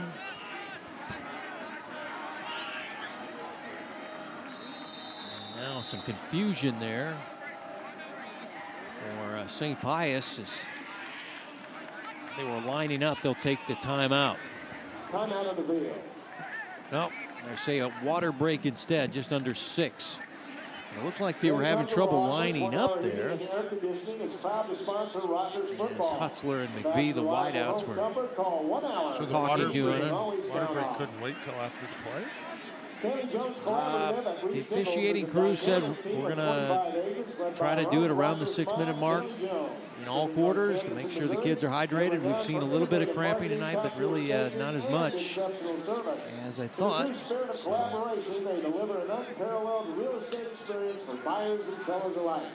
You know, when they said earlier in the day this front's going to come through and it's going to move all this humidity out, that I'm going to have to say, no, I don't think so. There's still a lot of humidity in the air. But the temperature's nice. It's in the upper 70s, and the fans have come out. And after the hydration break, 3rd and 1, short toss to Cascone. He's tripped up. Coming down low was Ketting and got the shoelace stop, and it'll be 4th down. No gain, maybe loss of a half yard. So now big-time decision for St. Pius, but Ketting flying through and just got a piece of Cascone. And what do you do here? Pooch, or do you go? No, you've got to go for it at this point. You've got to trust your quarterback and the guys up front to be able to pick up a yard and a half here on 4th down. Play action. Bailey to the edge with his speed. 1st down and more. Sliding just shy of the 30-yard line. And Hudson Bailey showing off some good wheels. Play action there by Bailey. Good smarts sliding there. They'll move it back to the 32 where the start of the slide begins. But new set of downs for St. Pius, trailing 18-6 3rd quarter. Cascone. Larry Cascone. Larry Cascone looking like Larry Zonka. Just kind of just nothing, you know. Bouncing off. Yeah, bouncing off guys, you know, just grinding away. Not really seen a little more flash, a little speed from Fisher, the Rockhurst tailback. Cascone, all business out there. Having a very good rushing night. We got 5 on that last run, 2nd down and 5 for the Warriors. That's a quarterback draw for Bailey. Hudson Bailey in the quarterback draw. Still going to leave him 3rd down and a couple. Number 64, Drew Mazzina. Zena involved in the stop. 3rd down and 2 at the 24.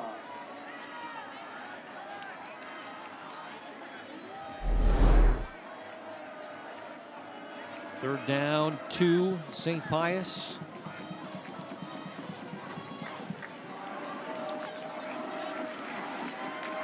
Play action.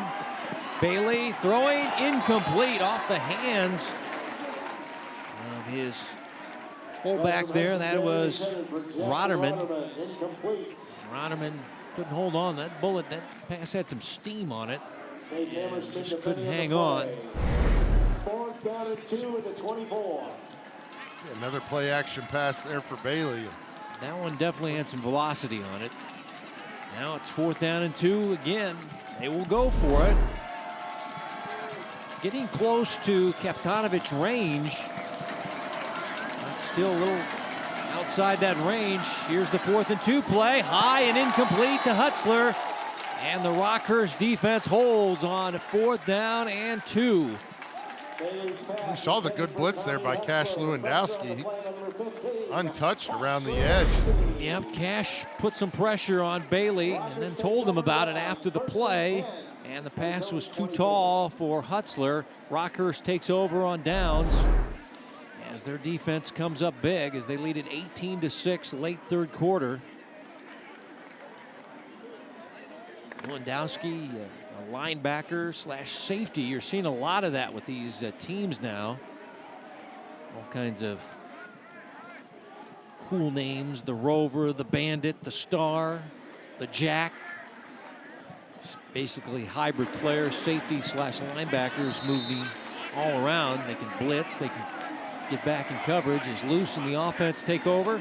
1st and 10 at the 24. They'll come out throwing and find Sullivan. I guess I should say Riley Sullivan, since there's 3 Sullivans playing. And across the 40, it's a 1st down catch. Riley Sullivan, the senior. The nice catch and 1st down for Rockhurst. And we saw the same play earlier in the 1st half with success as well. So getting the ball out to Riley Sullivan and letting him make some plays. It's done well for Rockhurst tonight. Tough tackle at 6'5", 195, 17 yards, 1st down, Rockhurst.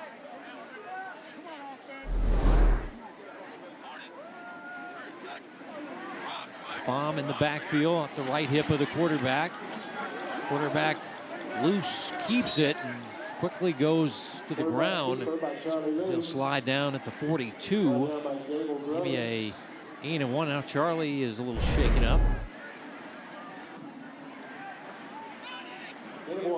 2nd and 9 at 42. Gross was right there to touch him down. 2nd down and 9. Still a little bit hobbled. We saw Garrett Miller, sophomore, in the 1st half. Now Fisher in the backfield for Rockhurst.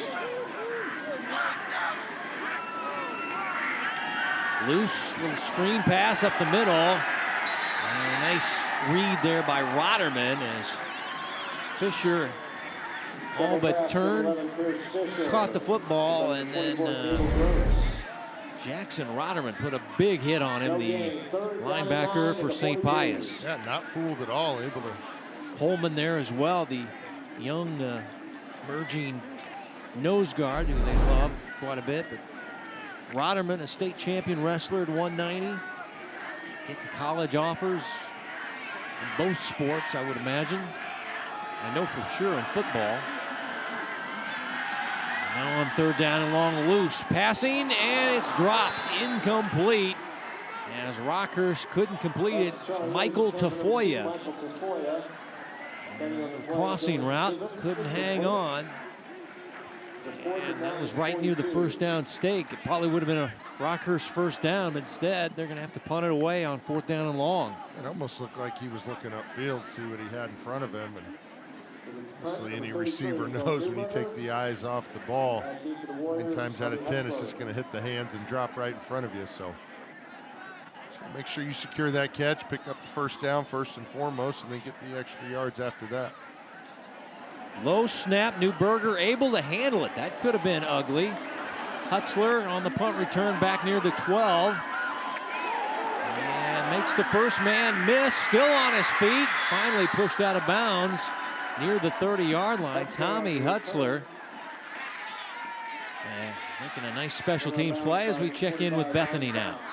You guys mentioned several state champion wrestlers on this Pius football team. We talked about Jackson Rotterman and Gable Gross, but one that we didn't talk about is Rylan Kuhn, the older brother of Kyler Kuhn, a returner on the line. I know that Pius is really missing Rylan as he has joined the U.S. Olympic Training Facility in Colorado Springs to train in the USA Wrestling Elite Accelerator program. He will wrestle at Air Force, and so he'll be taking online classes this fall in that accelerator program, getting a really good jump start on some elite wrestling before his college career, and I know his future is very bright in that sport, but Pius certainly missing him on the football field this season. Had a player cramping, and that is Rockhurst's youngest Sullivan, Declan Sullivan. They made their mark on the game, the Sullivan brothers. Riley with catch on the last series. His brother Kevin with the touchdown catch.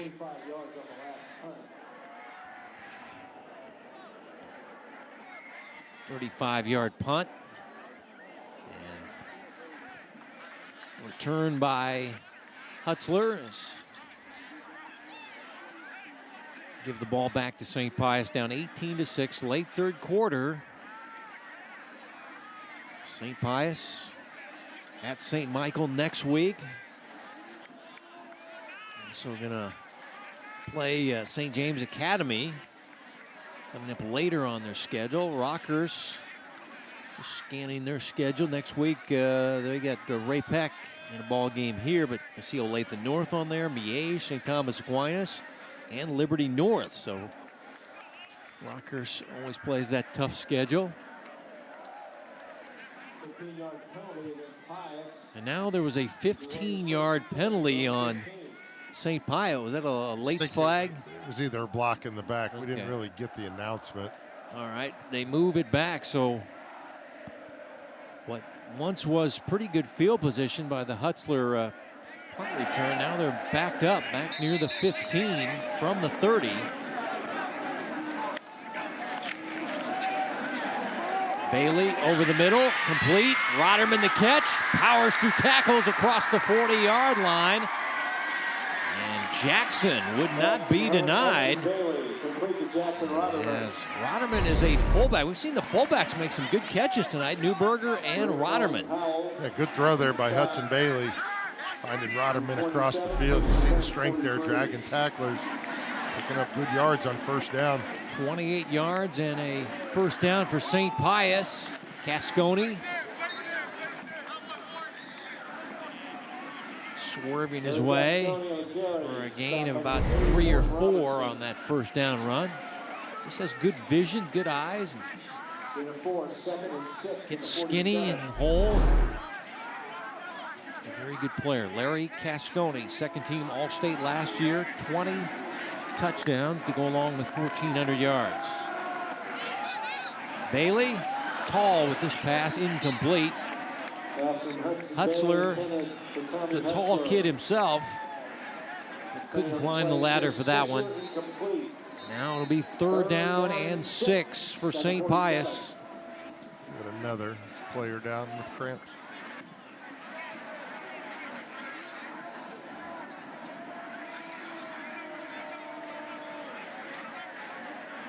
Yeah, that was the number one thing on my things to watch tonight. Cramping, penalties, execution. Well, Seen a couple of drop passes that have been big for Rockhurst tonight. Turnovers, Rockhurst has had one, St. Pius none. How would the new Rockhurst defense under Vinny Careswell play? I think they've held up pretty good. Yeah, I'm very impressed with St. Pius coming out here, not intimidated about, playing Rockhurst for the first time in 50 years. Yeah, Rockhurst knew that St. Pius was going to bring the boat tonight. When you put Rockhurst on your schedule, you feel like you've got something going on. And they do. 3rd down and 6. Pass deflected and nearly intercepted on the rebound. Oh, my. As coming up from the secondary was Hammerschmidt, and he couldn't reel it in. Like one of the defensive linemen got a piece of it. Let's see if we can see. And Hammerschmidt, the diving attempt, not there. Looked like the DM got his hand up. Oh, right through the mitts.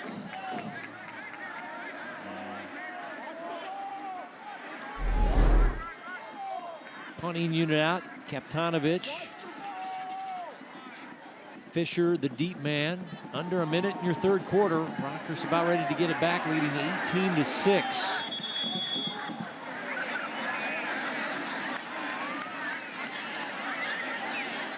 Dead ball. Delay a game. Kicking team.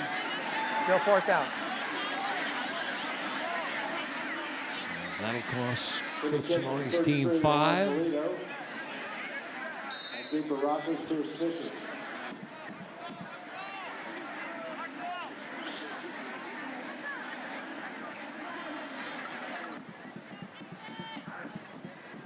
More space for Fisher to work. As again, pressure. This ball hit a Rockhurst player, and St. Pius has covered it up down inside the 30-yard line. As coming away with the football for the Warriors was Cannon Cruz on special teams. The Rockhurst player was unaware. It hit him in the back. As you see Fisher saying, get out of the way, and that was Josh Story. The ball bounced off his back. And Cannon Cruz right there recovers the football for St. Pius.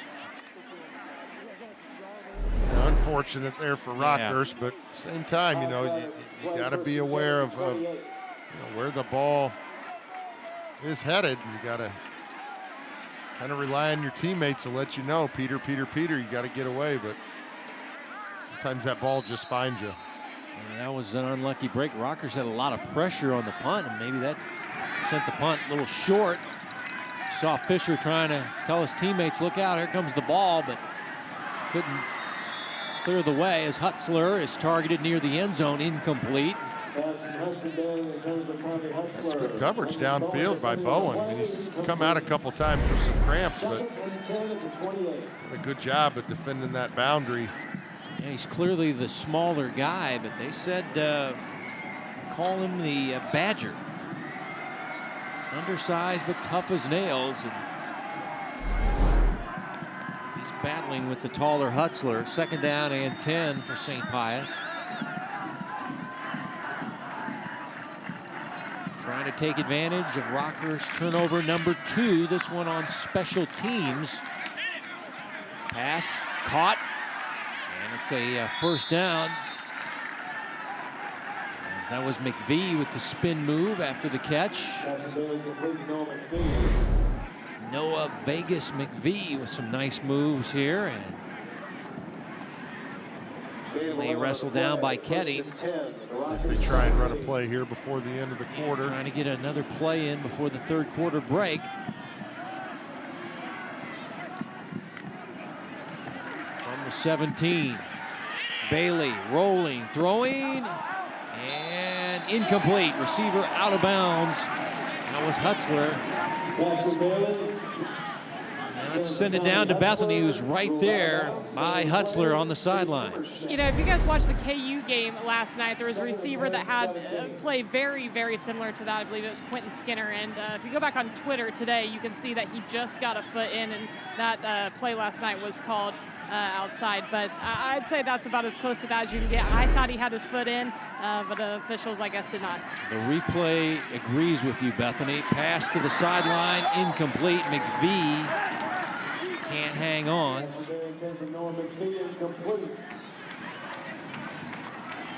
Here's Hammerschmidt defending. 3rd down and 10.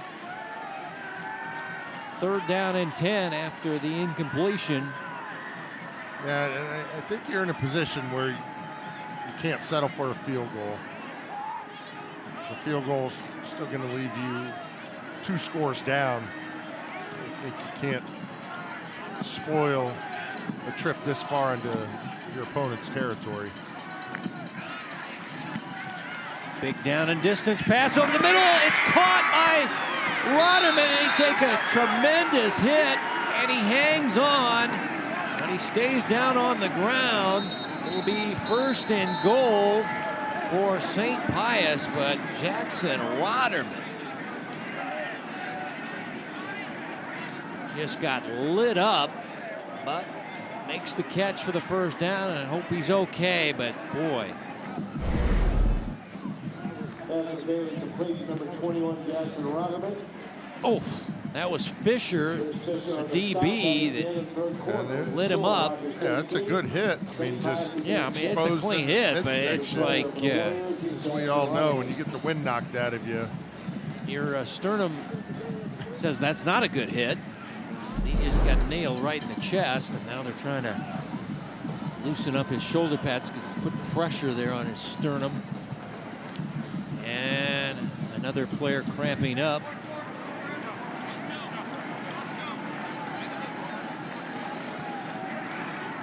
I know a lot of coaches are not happy campers when they see their guys cramping up. So if you're cramping up here tonight, you might get a stern message come Saturday film room. As we're through 3 quarters, we've got a good one, week 1 of the Hy-Vee High School Game of the Week.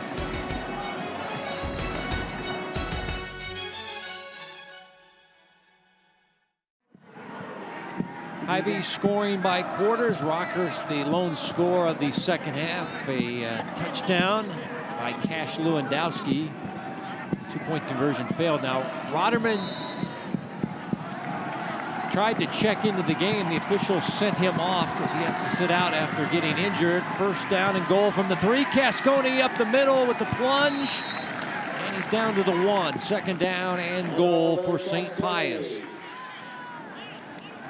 May have lost the football there as one of his linemen, Britt, came up with the football here. Yeah, you could see everybody kind of scrambling here at the end. Yeah, I think he did. It was Britt, after the fact, but looks like that.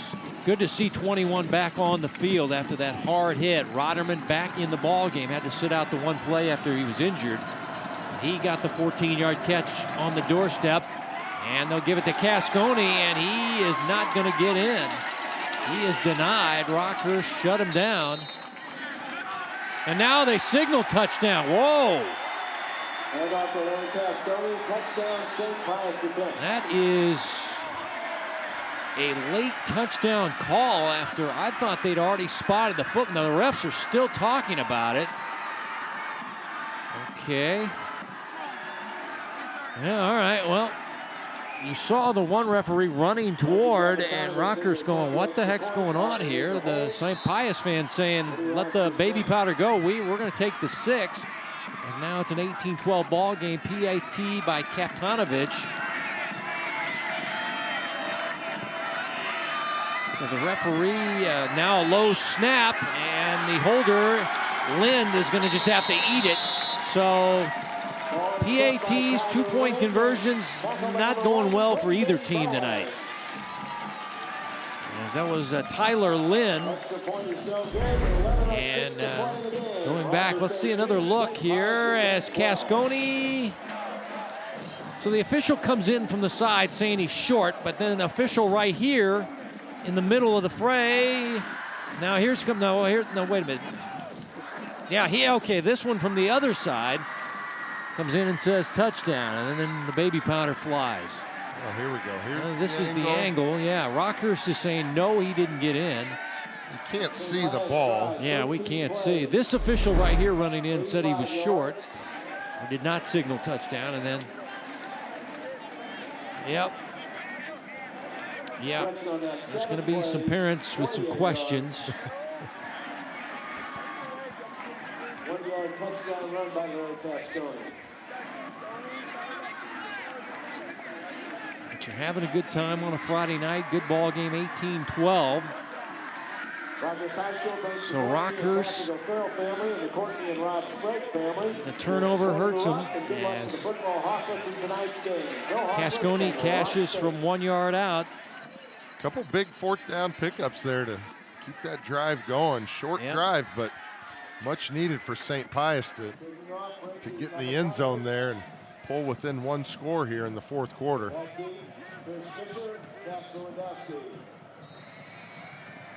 Fisher and Lewandowski, your deep men, awaiting the Kaptanovich kick.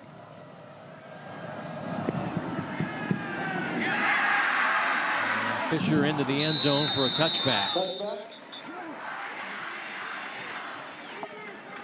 Well, Rockhurst, how do they respond?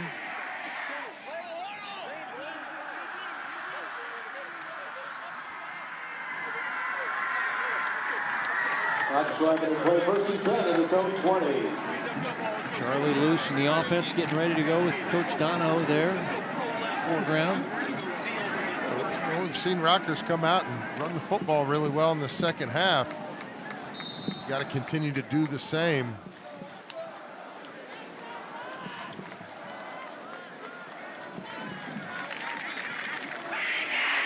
St. Pius crowd making some noise for their defense as Rockhurst takes over. Fullback quick hitter is stuffed.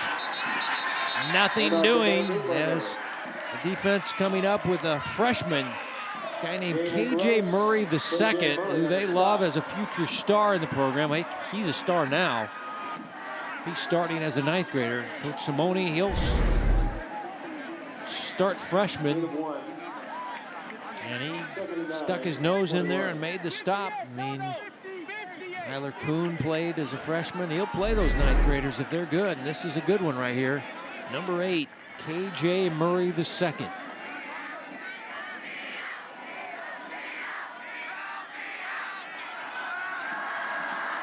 Second down and long. Loose. Rolling, throwing, and finding his man for a first down catch. First catch of the night for Rockhurst. That is Warren Robertson, a sophomore. They list him as a tight end, defensive end. And he makes a big catch. And he is a good-looking sophomore at 6'3". Out to the 36-yard line, 15 yards and a first down. And a great job there by Charlie Luce, going through his reads and not forcing the ball down the field. Pham, nowhere to go, nowhere to hide, as St. Pius doing a good job of sealing the edge. Chisholm, young man from the secondary, with the club on his right hand. This guy, a very good wrestler, tough kid, part of their leadership committee. So not only is he a captain, but he's one of the leaders of their leadership committee, and also excellent in the classroom. The perfect 4.0 GPA. Dylan Chisholm, senior. And Luce taking off and not able to get much, and he took some punishment there at the end of that run. As looked like it was the freshman again, Murray, that kind of put a hard hit on his left side of his ribs at the end of this run here. Boom, right there, yeah. Pius defense does a good job of Maddox Chenoweth taking the pitch man out and forcing Luce to try and turn it upfield. And And Ross there as well. This defense coming up big. Their fans making a lot of noise on the visiting side, looking for a third down stop on 3rd down and 8 in a 6-point ball game in the 4th quarter. And now Charlie Luce stepping up, throwing, finds his man, cutting it up the field, and getting a first down. What an extra effort after the catch. Is that Lewandowski? Yes, Cash Lewandowski. You see the speed here at first. Yeah, you think this throw is way behind the sticks here, and then all of a sudden this guy turns on the jets and makes a big 3rd down conversion. And hearing about this guy, he's an excellent wrestler. Johnny said he's all yoked up. He's got some big old biceps. Muscle, but that was a big conversion. Fisher for a couple.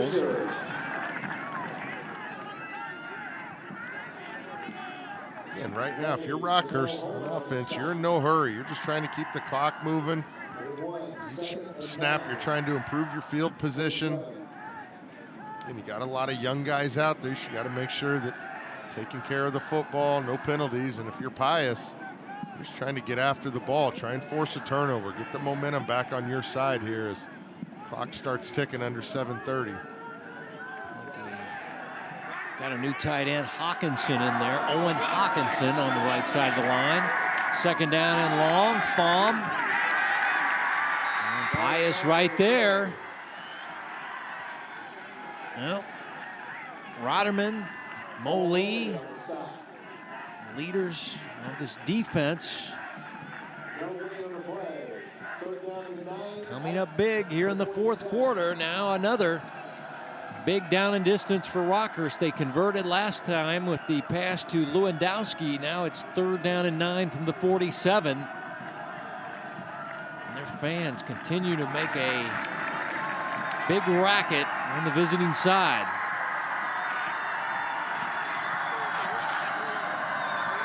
Play action, short side, Loose. Gonna tee one up long down the field, has his man, and he can't hang on. That was Sullivan, some late breaking coverage there by St. Pius, as coming in late and making up ground was Luan Toledo, the free safety. You think he's beat, you think Rockhurst is gonna make the completion, and here comes Toledo with that late break. Yeah, never gives up on the play. Great job there, because I think he did get that left hand on the ball. And just got a piece of it, Toledo. Sullivan just cannot believe that he was able to cover that much ground and make the play. On away by Newberger. Hutzler going to let this hit, and it's the right decision, as it's 53 yards, net 33 on the touchback, and St. Pius offense down 6 takes over at the 20-yard line in the 4th quarter. They always wanted a piece of Rockhurst. Now can they beat Rockhurst on their field? You know, we heard Stephen St. John talk about, you know, keep these guys around in the second half and anything can happen, and it's kind of playing out right in front of our eyes. 6:30 to go on the clock. Rockhurst up 6, both teams full slate of timeouts. We know we got another timeout coming up here in 30 seconds. A lot of football left here. Apparently there was a flag. We did not see it thrown. This is on Rockhurst too. Personal foul, face mask, the kicking team tacked on to the end of the play. Wow. First down.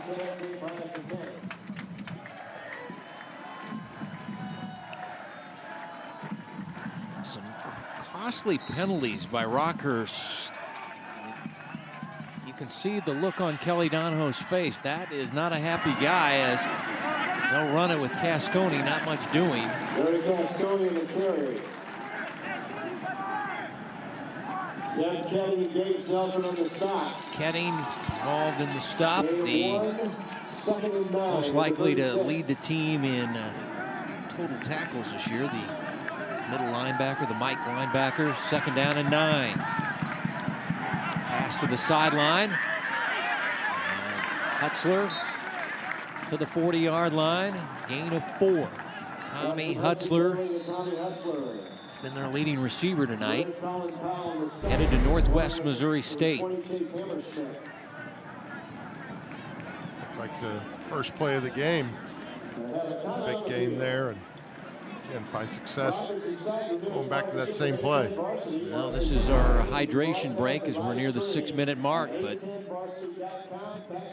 this ball game is headed to the wire.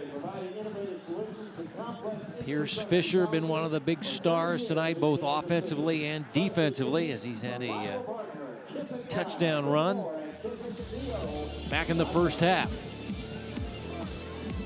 5 yards out for Pierce.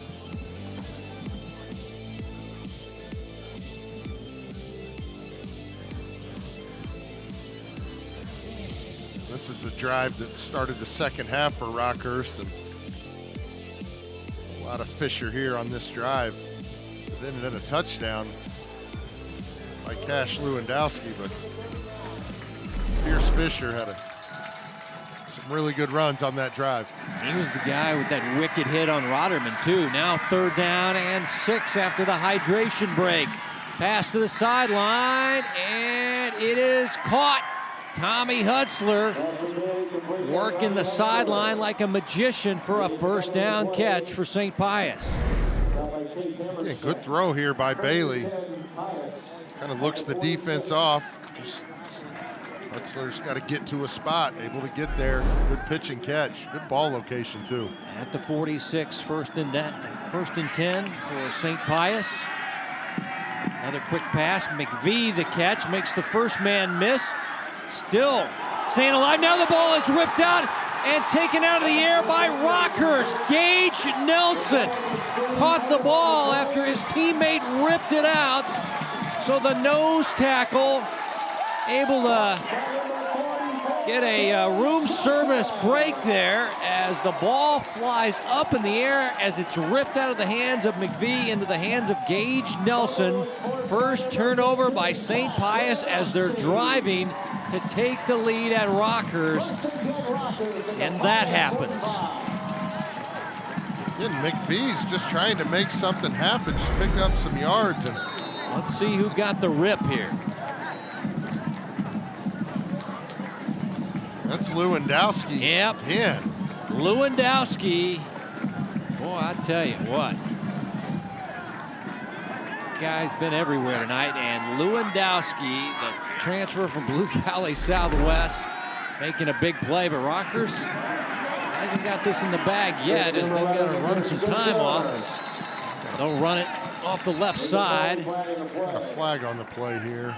Flag down, as Johnny mentioned, after the Fisher run. And another costly Rockhurst penalty.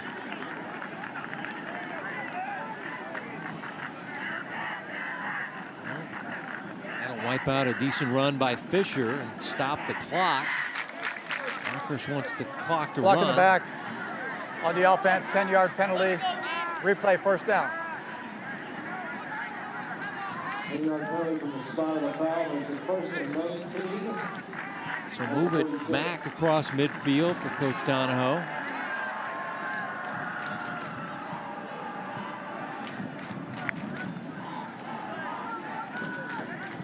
There's some stress on that face.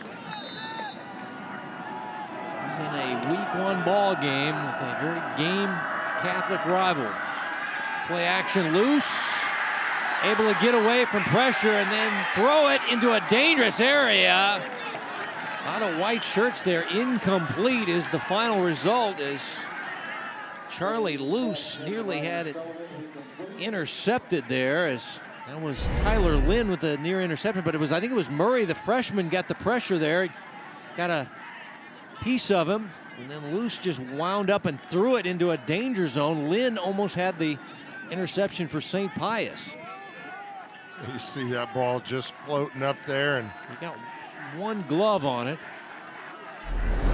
2nd down and 19. Rockhurst backed up with the penalty. Now a halfback throw down the field. and it's short and incomplete. Looks like he slipped right as he was throwing that ball. Story was the target, and the pass, the story of the throw was it came up woefully short as Fisher, I don't know, just didn't get any on. Maybe the ball slipped out of his hands. He's wearing gloves and he's trying to throw it, and yeah, he slipped, and that's execution. That's on the sheet. Execution.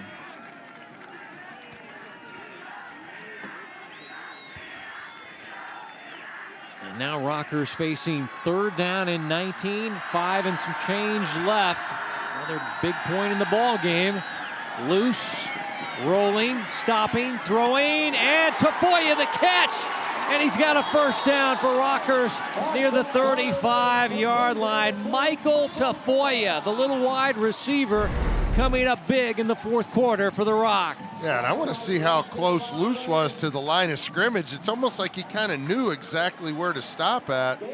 That's tough to do when you're kind of on the run, but does a good job of knowing where he's at on the field. And Tafoya makes up for the drop pass earlier with the big 3rd down catch there for Rockhurst. 20 yards and a first down for Rockhurst. Clock continues to run.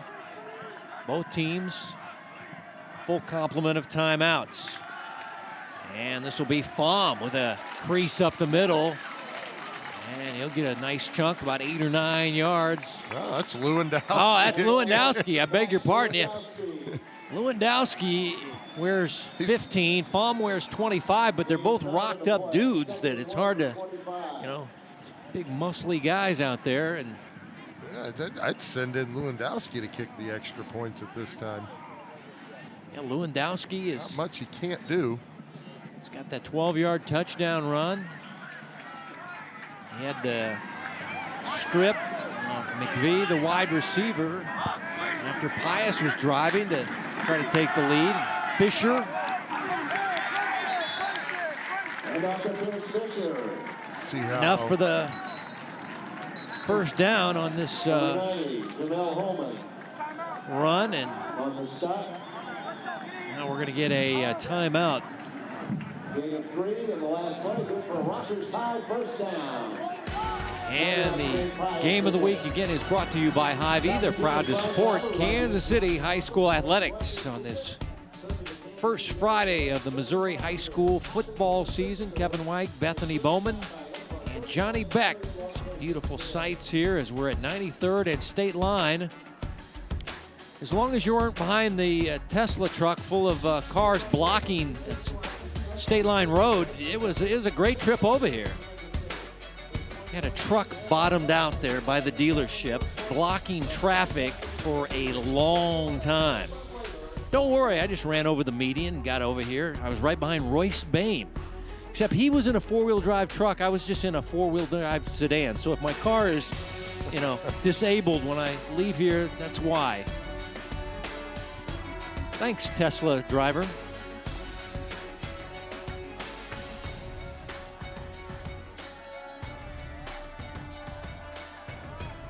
After the first down run, first down and 10 from the 23-yard line. Rock trying to seal a home win. Fisher on a cutback.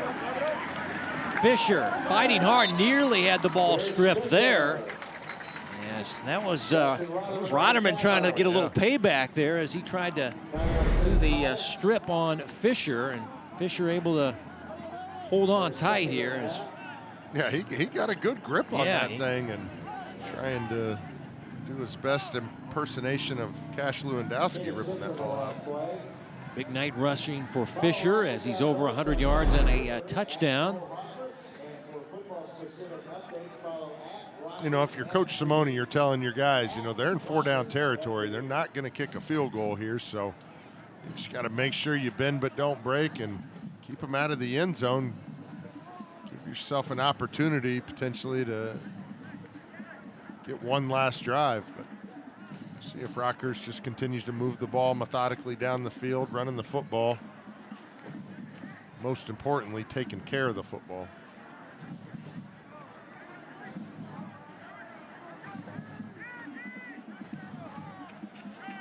Well, One timeout left for St. Pius as we're at the 3.5-minute mark to go in your ball game. Been a good one. Class 5 St. Pius. Just found out they were multiplied up to Class 5 this morning, taking on Class 6 Rockhurst. And the fullback, Newberger. And he's a tough tackle as he runs for a first down just outside the 10-yard line. As now Rockhurst trying to manage the clock, and now Coach Simone will burn his final timeout. Rockhurst has a new set of downs here. St. Pius, and it's a final timeout of the half. Got first and 10, so they still can get a first down. There's Coach Severino and his wife. Coach Severino holding some court there. Coach Berg over there. I see Coach Morris over there in the house, helping out with the basketball team.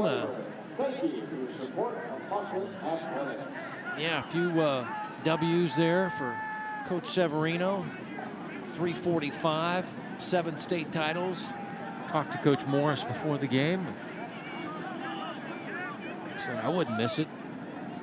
This is opening night at Rockhurst. Just don't go over any medians like I did leaving tonight, folks. Yeah, I don't have a 4-wheel drive, but that Tesla over-the-road truck, I'm sure you're going to hear about it, folks. It was a major traffic jam on State Line.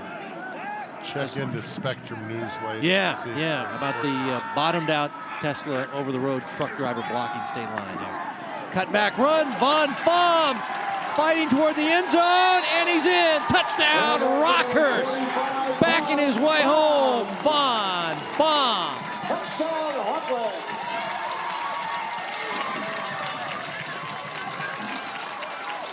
11 yards on the play. 11-yard rushing touchdown for the senior.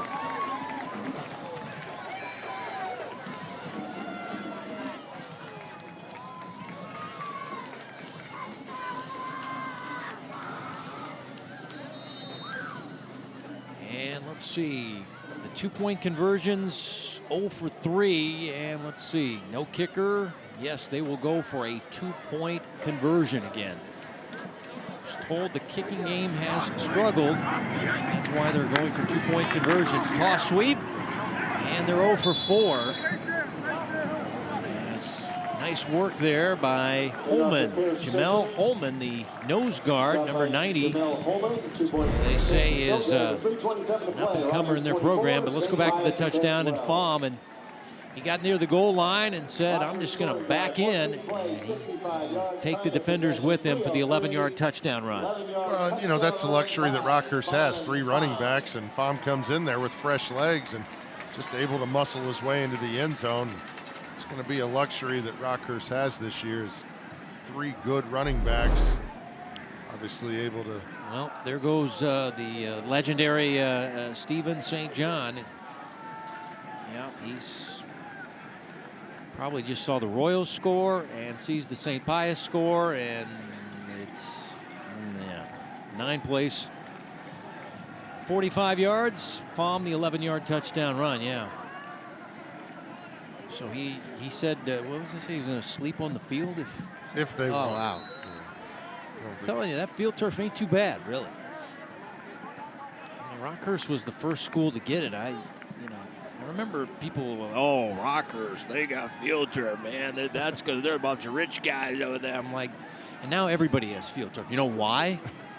Because it's a necessity now. Everybody has practice. Yeah, practice facilities. You don't have to mow it. You don't have to water it. You don't have to fertilize it. But I remember that was the original thing when they got the field turf was, oh, wow, that's just Rockhurst. Everybody else is going to have to stick with the good old bluegrass. Until the bluegrass is all worn down and wilted down in October, and you have a surface of the moon for a field. Your guys are getting hurt. Now a directional short kick, and it's on the field. Let's see who got this. Rockhurst saying they might have got the live ball at the 33. Let's wait for the officials. Rockhurst has covered it up.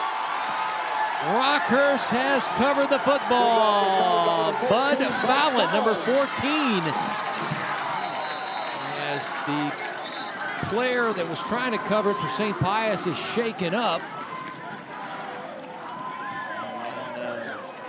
It was a short directional kick. St. Pius player a little late to move toward the ball and then got hit hard there. Looked like a helmet-to-helmet contact, and Rockhurst with the recovery on the kickoff.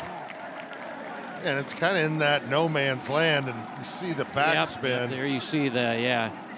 Got his head hit there, and yeah, that was Murray, the freshman. And Rockhurst on it, covers it up. It's good to see, yeah, he's being attended to by the trainer, Coach Simone over there. That's one of his future stars in Murray. Played a good game tonight as a linebacker.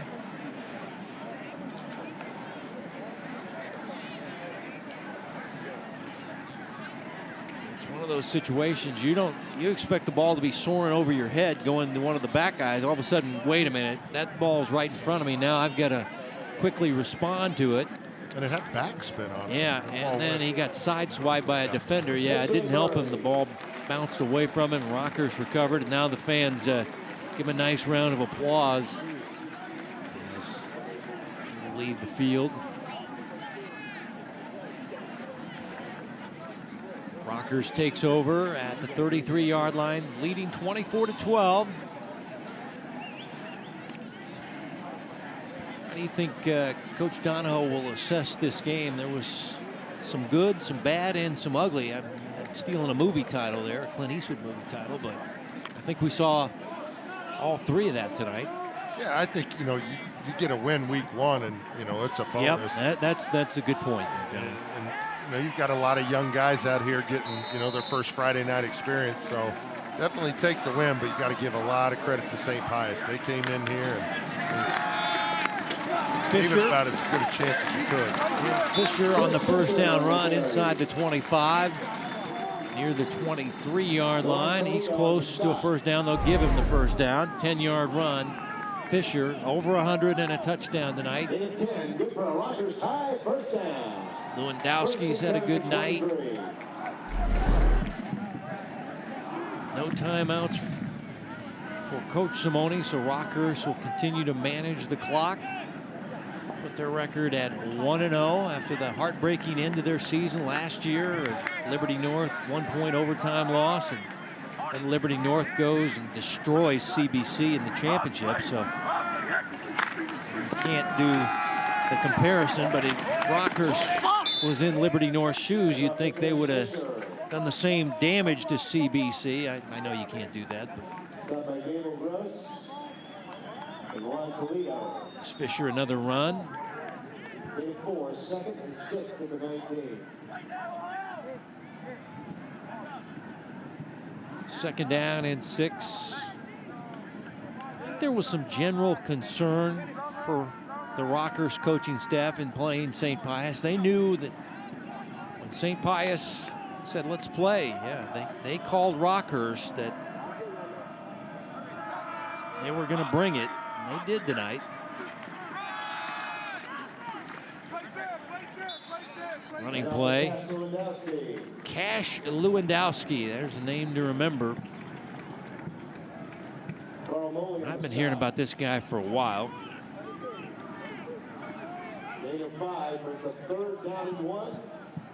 Got 3rd and 1 here. Yep, 3rd down and 1, and Rockhurst will roll to victory number 1. They host Ray Peck next week. It's always a big ball game for their athletic director, Tom Cruz. St. Pius at St. Michael. Speed Newberger, first down run off the right side. Newberger had some nice catches, good runs tonight. So the good is Rockhurst is going to get the victory. They've had a couple of turnovers tonight, had some big drops. Some penalties that Coach Donahoe, I'm sure, will be dressing in the Saturday morning film room of the 15-yard variety. You start with a win against a quality team, good Class 5 team in St. Pius. Take the win and move on to week 2. And now a pass. This is Newberger, and he is hit out of bounds on the sideline. Bethany right there again for all the contact there. Yeah.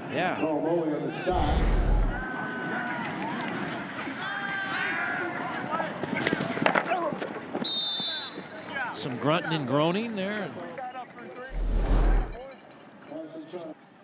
Clock winding out. Yeah. Our man Mark Robinson right there getting the good audio, and Bethany Bowman there also in the background. And that's a W for Rockhurst, week 1, 2024. It took 50 years to get them together, and Rockhurst will win another one. They're now 6-1 all time with the St. Pius Warriors, but St. Pius hung around and battled into the 4th quarter before the big strip. Rockhurst able to finish this one out and win it 24-12 here. As they will go to 1-0. St. Pius drops to 0-1. They're going to run another play here. Oh. They are bringing everybody back to run another play. Brian Woolworth says the ball game not over. So Rockhurst will line it up and do it one more time. They're going to try a field goal. All right. Field goal. Miller will hold.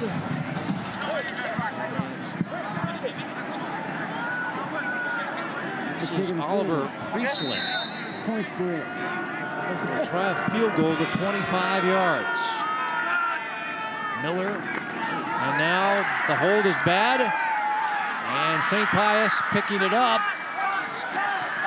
And that last 2 seconds, disastrous for Rockhurst, but it doesn't cost them. And Coach Dono has told me all week our PATs and field goals, not good. And we just saw it right there. Snap, not good. And ball game over, 24-12. Kelly Dono and Rockhurst victorious at home tonight over a game Class 5 St. Pius team who hung around.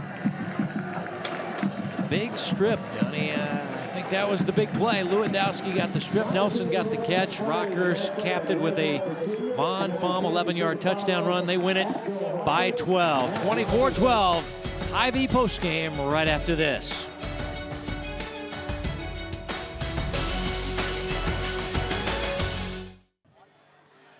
Rockhurst gets it done. Their fans celebrate 24-12 at home, and Rockhurst 1-0. I'm told now they'll be at Ray-Pec in week 2 as we send it down to Bethany. Coach, congratulations, a week 1 win. How did the second half elevate for your team? Yeah, you know, we just played pretty good ball. We were just frustrated because we had some big drops that could have led to touchdowns, but first and foremost, St. Pius is a heck of a football team. You know, they moved up to 5A, and all those teams in 5A better watch out. This is a really, really talented team, well-coached, tough discipline. So it's a really good win for us. A lot of inexperienced guys playing for the first time. I'm really proud of them. So thanks, Bethany. Yep. Yeah, you told the St. Pius team, made a point to go over there and tell them that they're going to have a great year. You got to understand that in points, you got to get to plus 13. That's district points, and that's real important. And if you have a 10 or 11, 12-point lead at the end of the game, if you get to plus 13, you have to. And that's what I told them. We'd expect them to do the very same thing. It's just fans don't understand that. You know what I mean? So anyway, that's why that field goal was important at the end, but didn't make it. So, yeah. Well, great game by 2 great teams. Thank you, Coach. Congratulations. Appreciate that. Thanks, Coach Donahoe, for explaining why they attempted the field goal when they didn't really need the points because they were trying to get the plus 13. Well, Johnny, sum it up. It was a good week 1, huge crowd, great weather, 50 years in the making, and it didn't disappoint. This was a very good game. Like Coach said, St. Pius is a very talented team, and they're going to beat a lot of people, and Rockhurst able to make a nice play and get it done at home tonight. Yeah, I think both teams have a lot to take away from this game, as you heard Coach Donahoe talk about. He's got a lot of young guys on his side that it's good to get them out, get the game experience. And for Coach Simone and his team, man, what a time to rise up and come to Rockhurst and play a heck of a football game. It's a good football team that he's got over there. Special thanks to our school ADs, Vince Armilio of Pius, Tom Cruz of Rockhurst. Thanks to the coaches, Coach Simone and Coach Donahoe, our producer, Joe Novacek for Johnny Beck, Bethany Bowman, our entire Spectrum News crew. Kevin White saying so long from Dasta Memorial Stadium at Rockhurst High School. Our final once again in Week 1, Rockhurst beats St. Pius 24-12. Have a great Labor Day weekend as we say goodnight from State Line Road in Kansas City.